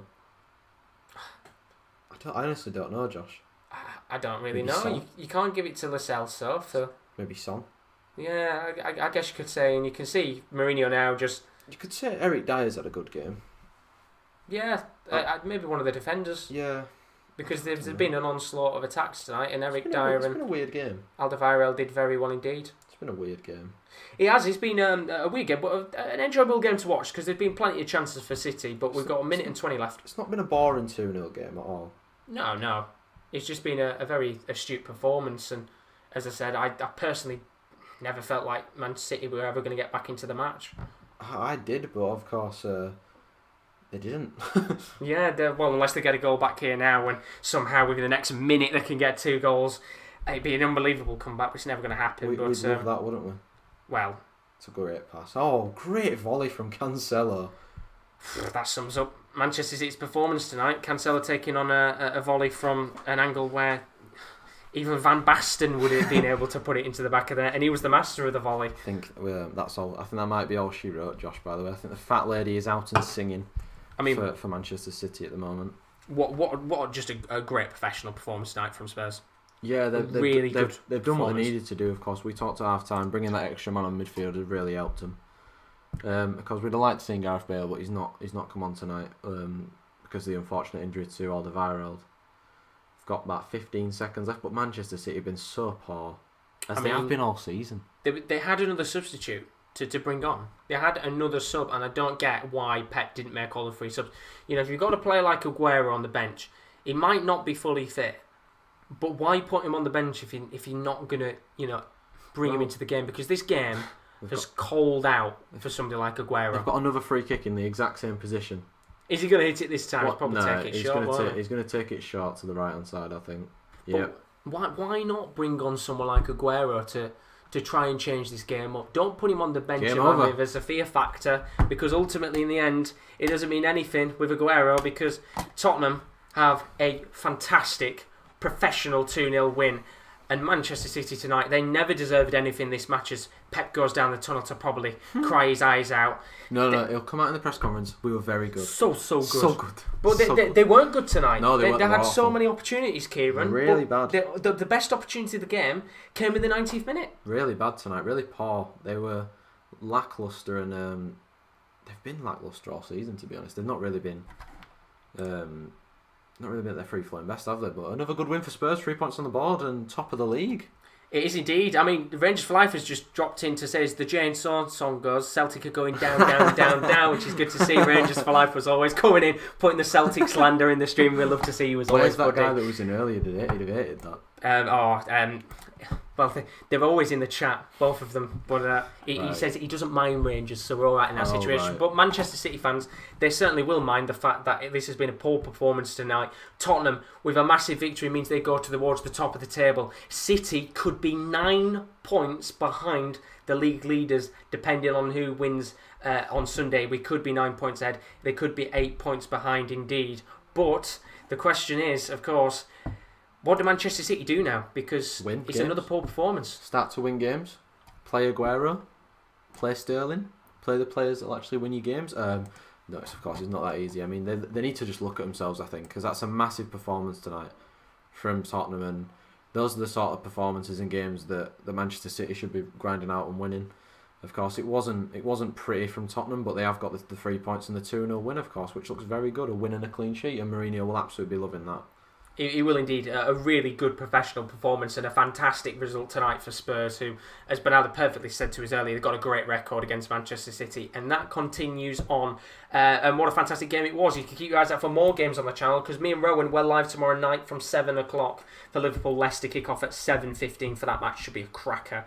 Champions League, Tuesday and Wednesday, Groups E to H. That includes likes PSG and Man United playing in their fixtures. We're live from 7:45. And then Wednesday, it's Groups A to D. That includes the likes of Liverpool and Bayern Munich facing off, not against each other, but against other teams in the Champions League. And then Thursday, pick of the bunch, Nice versus Slavia Prague, live from 7:45, hopefully on Thursday, if we can access the match. But it means Spurs go to the top of the table on 20 points, Manchester City in 10th on 12 points. Kieran, depending on tonight's result, we could be above 9th, City. Could be 9th or 8th, or if we absolutely smash them, could be 7th. Who knows? You'll have to find out indeed, because that's the next game in the Premier League. Man United facing West Brom at 8 PM UK time. But as for now, thank you very much, Kieren. It's fantastic and another fairly decent game tonight. We had another fairly decent game tonight. Thank you, Josh, for allowing me to do this with you, and I'm sure we'll have some more in the future. Absolutely indeed. Well, it was certainly a very good performance tonight from Spurs. It was an enjoyable match to watch. Kieren got the birthday present he wanted in Manchester City losing. The question is, can he get the birthday present in the other side of Manchester winning? Well, they better. Hopefully, fingers crossed. Be pretty poor to lose against West Brom, but as for now, thank you very much as always for all of you joining the stream. It's very greatly appreciated. I know Carl just put in the chat. Cheers, guys, amazing. Sadly, I won't be able to join you for the Atletico Barca game. We're not covering it now, Carl, so you're right indeed. But I'll put the hearts in Tottenham number 1. So thanks for all of you joining. If you're new, as always, do leave a like and a subscription. We're 10 subscribers away from 1,300. But as for now, have a fantastic morning, evening, afternoon, wherever you are. We hope to see you again soon. I've just seen what Rangers Life has put. We hope to see you again soon. But as for now, we'll see you guys later. Good night. See you later.